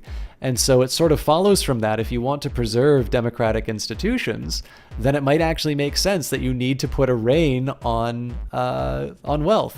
And I kind of like that. Like, I mean, again, that's obviously just me trying to be a bit of an ass, but it's one of these ones where, it's kind of fun once you sharpen that distinction. It's like, well, how much, what do you value? Do you value the money, or do you value the political influence that comes from that? And then, of course, if it's about the political influence, you might ask the question, well, why do you get more than anybody else? Like, obviously, the whole idea of the democracy should be that people are able to cast their vote. But I tend to find this stuff interesting. It's just I probably don't do any of these topics even remotely enough justice on a stream. So, but I think it's kind of fun to talk about this stuff in the context of a game like Spinnortality, because it's a fun little what if.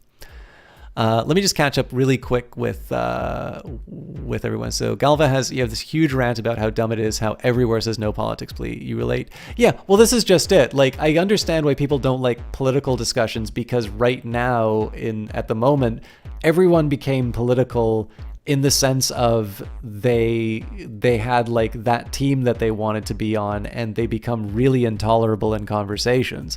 I think that kind of like, you don't need to make it about politics to say, like, just don't be a jerk is sufficient in that case, in my view.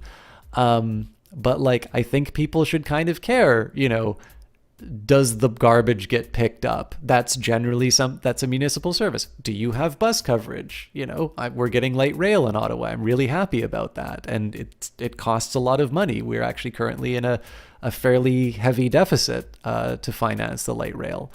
Is it easy to open a business in your city? If you want to be a game designer, like, do you have to fill out 101 different forms in order to do that? Does your country offer you grants? For instance, I know that James Patton actually got a grant to make this game.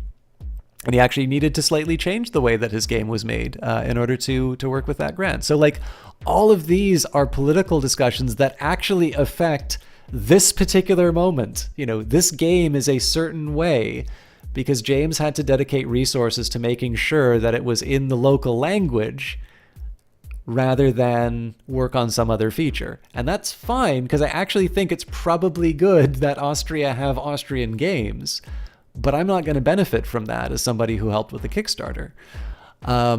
So, in those kinds of things, I think those are very worthwhile conversations, and they're ones that people don't need to get really bent out of shape about. But obviously that's not what people are talking about when they're talking about politics. Galva continues on to say there's nowhere for people to voice their ideas that might be different from other people. Agree completely. That's one big thing, by the way, in terms of chat. I usually don't shy away from other ideas. I don't like being backseat, obviously, but if somebody has a different opinion from mine, I don't particularly mind hashing it out. The only time I really have a problem with it is if it's being presented in bad faith. Eyes of Sin says, oh yeah, there was something earlier that you said, in K5, I'm really happy that you like the game. I'm sorry I kind of put it on hold here, but it's probably not a bad idea to play a game like this and have a debrief at the end. So I'll get through chat, I'll finish the tutorial, I'll give sort of the sum up for the people who might be encountering this game for the first time, because I do feel a little bit bad that I'm sort of leaving it on this note. But yeah, I did see that message, K5. I was really happy to see that. Isaacson says, shaping society with technology is both an exciting and a scary idea. Absolutely. That's why cyberpunk is such an interesting topic. And she also says, we could talk about the horror show meets dumpster fire that is the current state of your country, but you're sure that everyone has had enough of you Americans dominating the global news. There was a Trump supporter before the election happened who came in and is actually perfectly reasonable to talk to, very firm in his convictions, but to the credit of chat, they heard him out. The only time that I really felt that it wasn't a good conversation was when I try not to give, it's like the blogs, right? I try not to give the take that you've already heard before. I don't need to repeat John Oliver to you. You've probably already watched the show, or you've already had somebody who likes watching the show repeat this week's sick burn to you. Like, I am contributing nothing to the conversation if I do that. But, so I try to say something that I believe and I think is sometimes being underrepresented. And I noticed that once I did that, once I was presenting him with something that he hadn't heard before, that's when I started hearing things about, well, you're Canadian, what do you care? And I'm like, well, aside from the fact that the US is our largest trading partner and the fact that I do actually assign some value to the well-being of other countries, and of course the fact that the United States is sort of this, this bedrock of the existing world order, all of these are reasons why I should care about them. But I did get to the heart of that issue, which was I just find it a little bit disappointing that I'm suddenly told that I'm not allowed to have an opinion on this when I'm presenting an idea that, that you haven't heard before. And to his credit, he actually acknowledged that. So obviously I'm super biased because I have the bully pulpit here. So clearly I'm gonna, I'm only gonna be happy if I'm the one who who comes out smelling like a rose. But Karn puts it well: agree with me or die, heretic.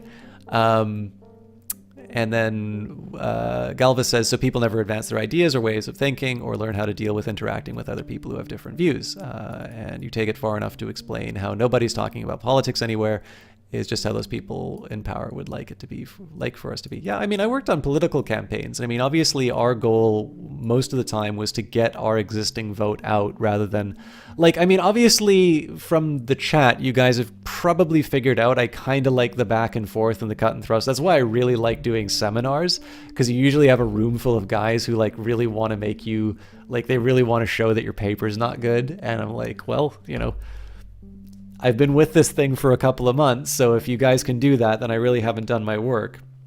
So I kind of like that experience in a weird way.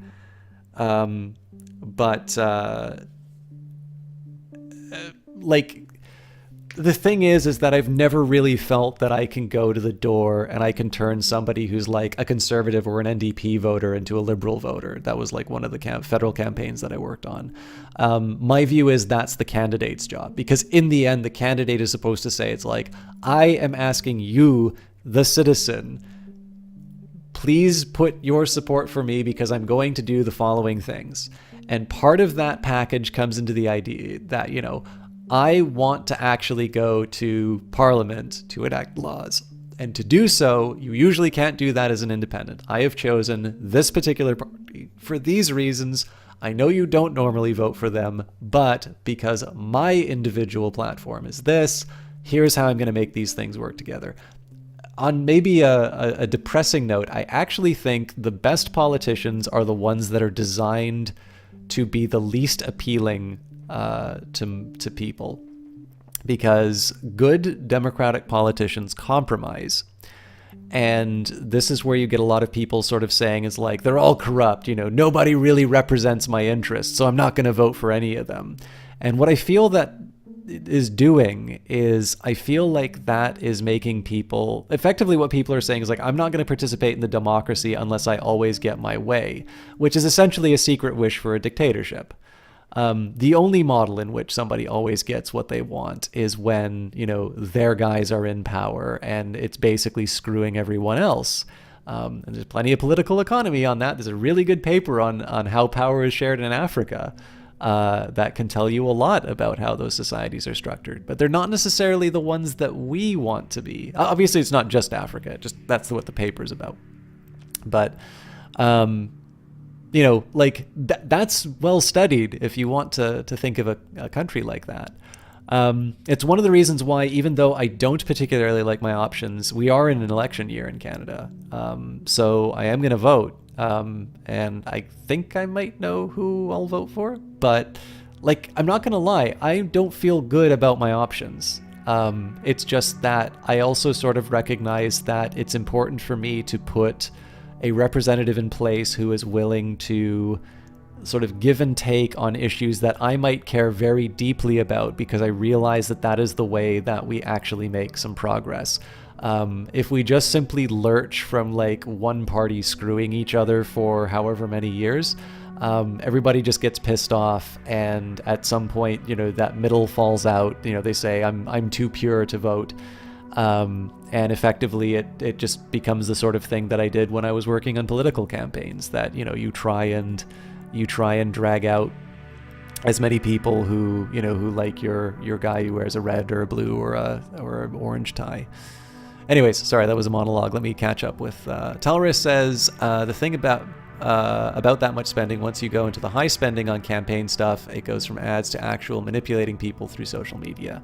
Yeah, well, I mean, the thing about social media too is that the return on investment is very large, and the fact that the platforms tend to give sort of discriminatory discriminatory price. Well, I mean, they do exercise in price discrimination. So like, if they think that this particular candidate really likes social media, that they will give them a higher price than, their rival candidate. Obviously, it's a very powerful means of communication that has now been given at a lower cost.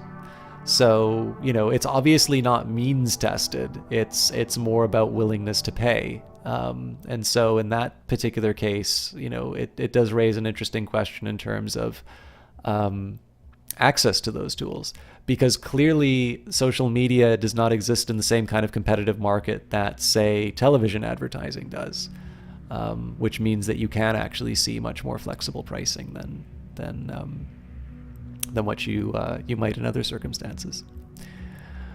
And yeah, troll farms. Obviously, troll farms are a little bit of a separate thing, because I don't think, at least to my understanding, we don't have examples of like legitimate parties within countries generating troll farms. It tends to be the influence from outside. But again, one of the reasons why it's such an effective tactic for outside actors is, again, it's a very low cost but a potentially fairly large return. So what else did we have? You can completely understand for a streamer to say no politics in their channel, let it be the way that they want. The parts that alarms you has been from random Discord channels you've been in. I generally think, actually, Galva, in my opinion, I think most Twitch channels unnecessarily have the knee-jerk reaction of don't talk about politics. And some of it is about this unhelpful assumption inside of gaming, which says that games should be apolitical. I think that's dumb, because I think if you look at a lot of some of the better games that have come out recently, whether or not they're explicit about the politics, I definitely think there are some interesting ideas behind it. Because, I mean, let's face it, like, politics is essentially a question about how do we all get along and how do we get stuff done. That's an interesting topic, and I think it's a worthwhile topic for a game, as is evidenced by how much I'm enjoying Spinnortality, even if I'm monologuing over it. But I suppose on the other side too, the type of person who will say that, I also sometimes think they're sort of selecting out and we're not really missing a major contributor to the discourse. So in one sense, like, if YOLO Swag 69420 Blaze It is really, telling me don't talk about politics and religion, like, what am I really missing out on? Like, I'm pretty sure I'm not gonna see, like, John Rawls reincarnated as he's playing Overwatch or something. So it's like I get irked by it, but I also sort of recognize that Twitch is probably not going to be the place where, like, I suddenly discover some new social contract or something like that. Eyes of Sin says, your grandmother is a Trump supporter, but a poorly informed one. She is otherwise rational, but has been fed a certain type of media and is only just now realizing that what she believed about the state of things is false. Yeah, and that's a big shame, right? I definitely think, so this is the thing. I don't read a lot of political science, but one of my favorite political science genres is, like, I vote for this particular party. The people who vote for the party that's not my party are irrational, and here's the reason why. And then obviously somebody who votes for the other party writes the exact same paper, but in reverse. But yeah, I do think it's a big shame that there are people who are being given an impression about the state of the country that they live in that is untrue. And it's happening in Canada too. Like, the U.S. is just more advanced than us. We get a nice little preview of what our political discussions are going to look like.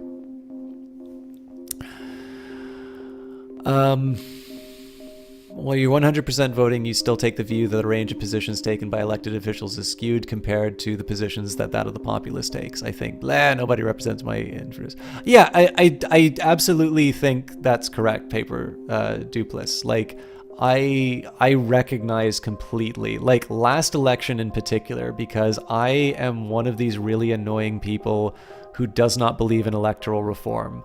And I'm from BC, so I was actually very happy to see the referendum, which would have been the third one in my lifetime on this issue, failed. And I'm actually really, like, the problem for me was that I didn't like the incumbent.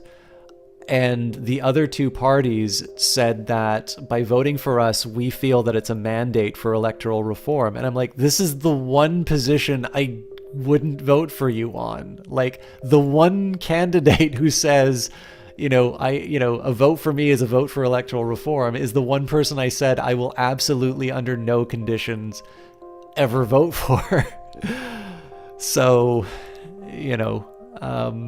it's hard. Like, I have a big appreciation for the view that, the existing parties don't represent you, because again, even if they're not ideal politicians, a lot of this is a matter of compromise, which means that people are going to get disappointed. The old saying about negotiations, right? Nobody walks away from a negotiation happy. But the only thing is that for me is I don't find that a sufficient condition to abstain from the political process. I sort of see it as a public good. Like, yes, there are penalties against littering. Do I really feel the bite of those penalties? No. I've never seen anyone being penalized for littering. But I do it because I like, living in a clean city and such. And I just think, voting is like it. Like, there's never that argument. Like, there's so many of these like cases of like, what are the chances that you're the influential voter? And it's just like a, infinitesimally small chance that you are actually the voter that turns things. And if you're not the voter that turns things, then it doesn't really matter, right? Like, your individual vote did not sway the election one way or the other. It's only the person who's that, marginal voter that kind of really counts. But despite all of that knowledge, all of these sophisticated commentators telling me, technically my vote doesn't matter, I view it the same way that I view it as like brushing my teeth or, picking up litter or, being polite to people or not, swearing when there's like a family around or something like that. It's just, it is a public good, is a good thing to do, and I am invested enough in the well-being of my country that I want to participate in it. It is such a Boy Scout way of saying it, but that's where I come down. So okay, I'm almost caught up on chat. Talreves, you're missing what you meant. You mean pumping millions into troll farms to spread disinformation. There's one case recently where they're spreading false info on how to vote. Yeah. So what I mean here, Talreves, so I don't particularly know of cases of political parties directly that have done this. I do know of at least one case in terms of Canada where there's a very uncomfortable connection with an individual associated with a party, but they are also listed as acting alone. And however much you believe that is another matter. But again, it's a big claim to say that all that I'm trying to do here is that I am very careful myself whenever I'm making that, because I don't know of an individual case in which I can say a political party. So like, Obama made a phone bank that said that, Romney voting happened on the following week. Like, those cases I don't have examples of. I definitely have, cases of state actors. I have, private individuals doing that. But again, I think that's not necessarily just a function of money. I think there are other forces behind that. But that may be a point of disagreement. Like, I don't feel particularly strong on that view. It's not one that I'm familiar with. Although if there are some cases that I'm missing on this, I'd certainly be interested in hearing them. Yeah, and actually, I think we're thinking about the exact same phone bank case. So, let's like 420 says respectful and gentlemanly human being. I mean, he's my fictional alter ego, but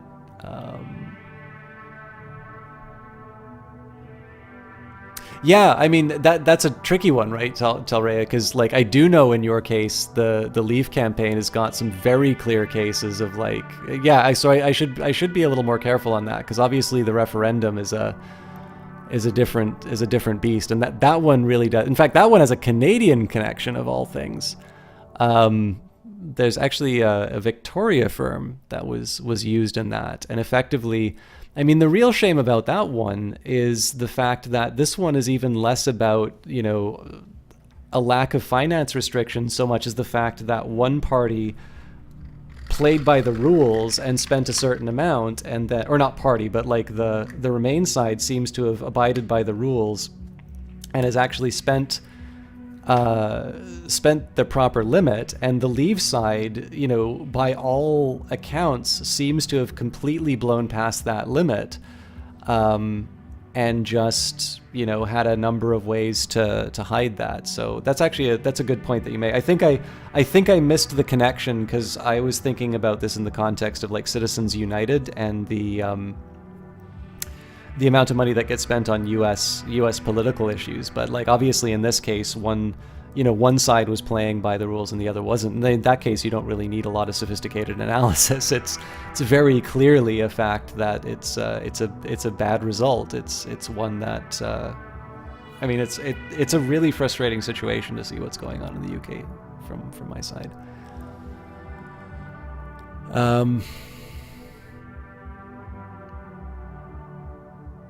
Okay. I'm going to read through the rest of this tutorial. I'm going to do a summary. I'm sorry for those of you who wanted to see the gameplay for going on so long on this, but obviously it's more appropriate than some of the other games that I've done this stuff with. So each nation has its own media. This represents all media channels, traditional media like TV and print, as well as online media such as blogs, social media, holovids, and VR spaces. Click the Media tab. This screen shows an overview of the nation's media. This section shows how much media influence you have. Your media influence is determined by how many media shares you own, plus effects from certain projects. For example, launching social media in any nation will increase media influence there by 5%. You can buy shares in media here. Each share increases your media influence by 1, by 5 media shares. The more media influence you have, the faster the bar will fill up. When the bar is full, you can influence the nation's culture. I mean, I kind of already do that, but you can spend cyber connections to optimize your media control. This will spend 5 cyber connections and fill the bar by 25%. Click the Optimize Clicks button. This is so inefficient. Click on South America. Your media influence is paid off in this nation. You can now move one culture slider, one space. Change this nation's slider by moving a culture slider. One thing, by the way, I do like about this a lot. So this is actually one thing that I think is a nice, subtle little move that this game does. So realize that your marketing campaign, like regardless of where you stand on these issues, your marketing campaigns will always be most effective when you hammer one of those bars to the far left or the far right. So in this case, insofar as people find polarization a bad feature, this game incentivizes you to create the most polarized population that you can. And I think when the game makes those particular moves, I think it's probably at its best. And there's a few decisions like that. It's actually, this is one of the things that I like about it was I was a little worried when I first found out about the project, and obviously I backed it anyway, but I was a little worried that it might be sort of just like preaching at me. But when it does little things like this, there's no point where it says like polarization is bad, but then you sort of realize exactly how the game has structured your incentives. I really like it when games do that. I think that's, in my view, that's like where this game really shines, because there's been a few moments like that. So by controlling the world's media, you can manipulate culture and encourage values which are more receptive to your marketing campaigns. Tutorial complete. Reward +1 media share in each nation. So obviously, I'm still going through tutorials and such. I'm in a rather precarious position right now, but this will be sort of fun to get through. And I've got a huge workforce. Let's actually, okay. Galaxy brain, workers. But yeah, I don't know. I had a good time with this.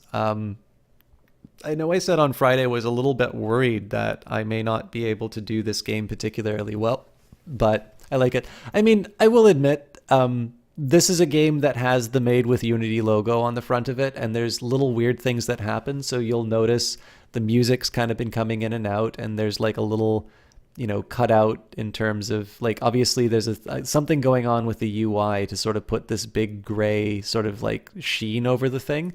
But like honestly, this has not kept me from enjoying the game. I think, you know, if you like management sims, if you like Democracy 3 style games, if you like sort of jumping in a bit, I can't really think of a lot of cyberpunk management sims.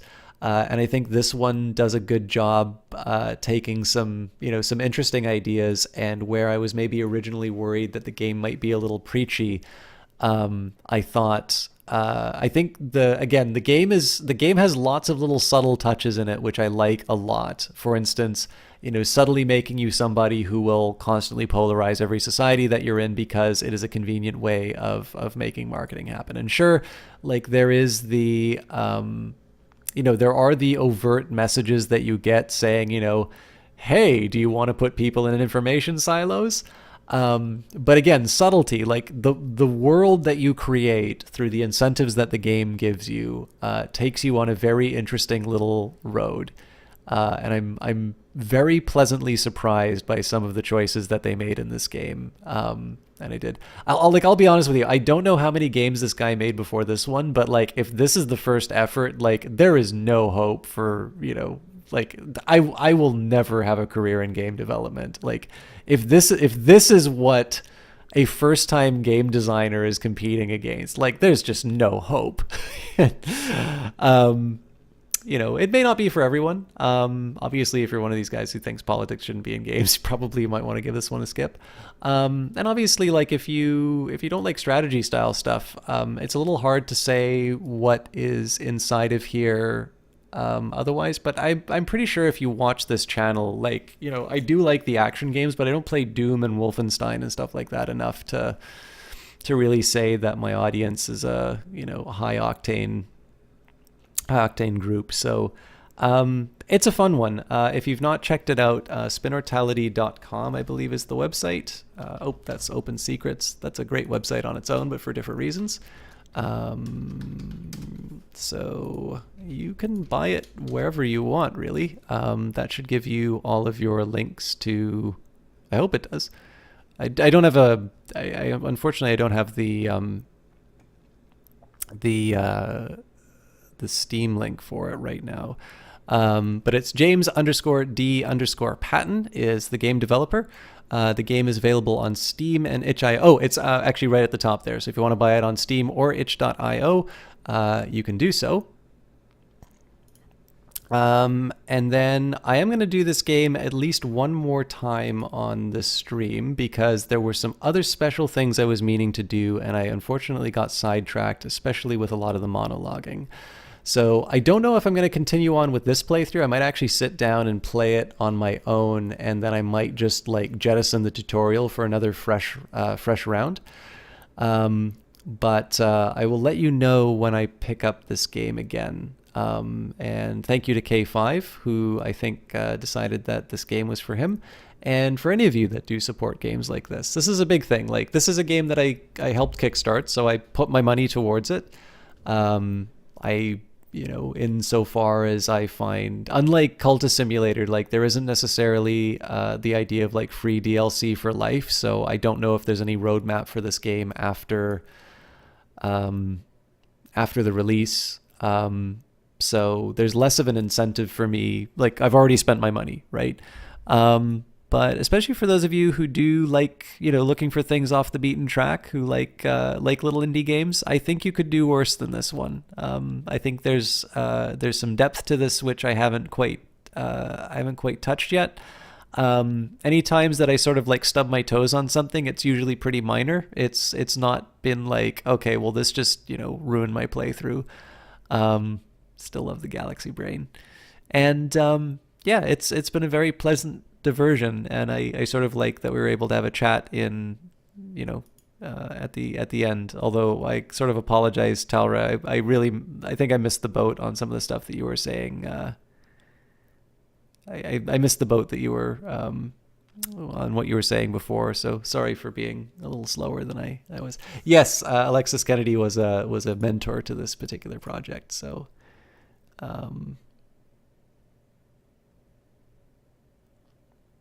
Oh, wow. I urge you to wishlist and buy it. One person dev team, labor of love project, tiny budget, really compelling game. He definitely put this better than I could. Again, I always sort of temper this stuff. It's a little bit like Cultist Simulator. I know everyone who plays Cultist Simulator is not necessarily going to enjoy it, but I hope you enjoy it. And again, in this particular moment, because it is a small developer who is beginning what will hopefully be a long and prosperous career in what is obviously a very tough business right now, you can do your good deed for the day. Don't buy it because it's charity. Buy it because you want to play the game. But there's definitely some pretty compelling reasons to get it. What does it cost, by the way? I kickstarted this like over a year ago. In Canada, it is $15. Yeah, that's a. I would definitely say that's a worthy price. So, anyways, I apologize for getting a little off track. If you are interested in Spinnortality, cyberpunk management game, one in which you will control a few different dimensions of different countries at the minor level, what products you release and how they align with the country's ideals. You will manipulate the ideals of that country through advertising. You will potentially use underhanded means to undermine the governments and ultimately install your own, and you will attempt to achieve immortality. The main idea behind this game is to generate enough revenues to be able to support your research projects towards that goal of immortality, and you will fail if you lose too much money or if you are sufficiently hated by the population, or of course fail to do what the board tells you to do. So all the makings of a good and interesting game. So I'm going to call this stream 1. Again, no promises that I'll come back to this particular one because I would like to spend a little bit of time on this on my own.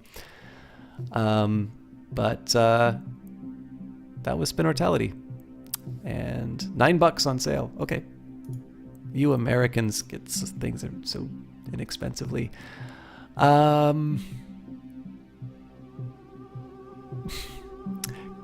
Kilgore's online, but unfortunately he's online with the people who don't want to pay me yet. So let's...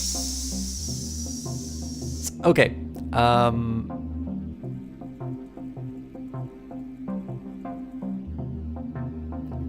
I know I've hosted Shand a couple of times already, but he's playing Octodad, and I find Octodad an absolutely charming game. So I'd love it if you guys could come along with me and give him a raid. If you haven't seen Octodad, by the way, it is a very amusing game. You get to control each limb of an octopus that is passing as a human. It's a lot of fun. So if you haven't seen it, I encourage you to hang out for that. Shand is definitely a very charismatic streamer. Definitely somebody who's a little bit better at engaging an audience than I am. So I don't think it will be very hard for you guys to get entertained. As for me, plans for the week, there will be a Elder Scrolls. I apologize for not doing that last Tuesday, but I did run out of time in recording it. It will be a short one. It's probably only about 2 hours long, but I do get through a couple of dungeons. And I will try to do weekly Elder Scrolls on Tuesdays as a vodcast, moving forward. Wednesday will be Cultist Simulator as always, and it's possible on Friday we'll finish, we may finish Mass Effect 2, but no promises as always, because I do have a tendency to go on for a bit. So anyways, I hope you all have a I hope you all have a good night, and we'll see you over at Chance.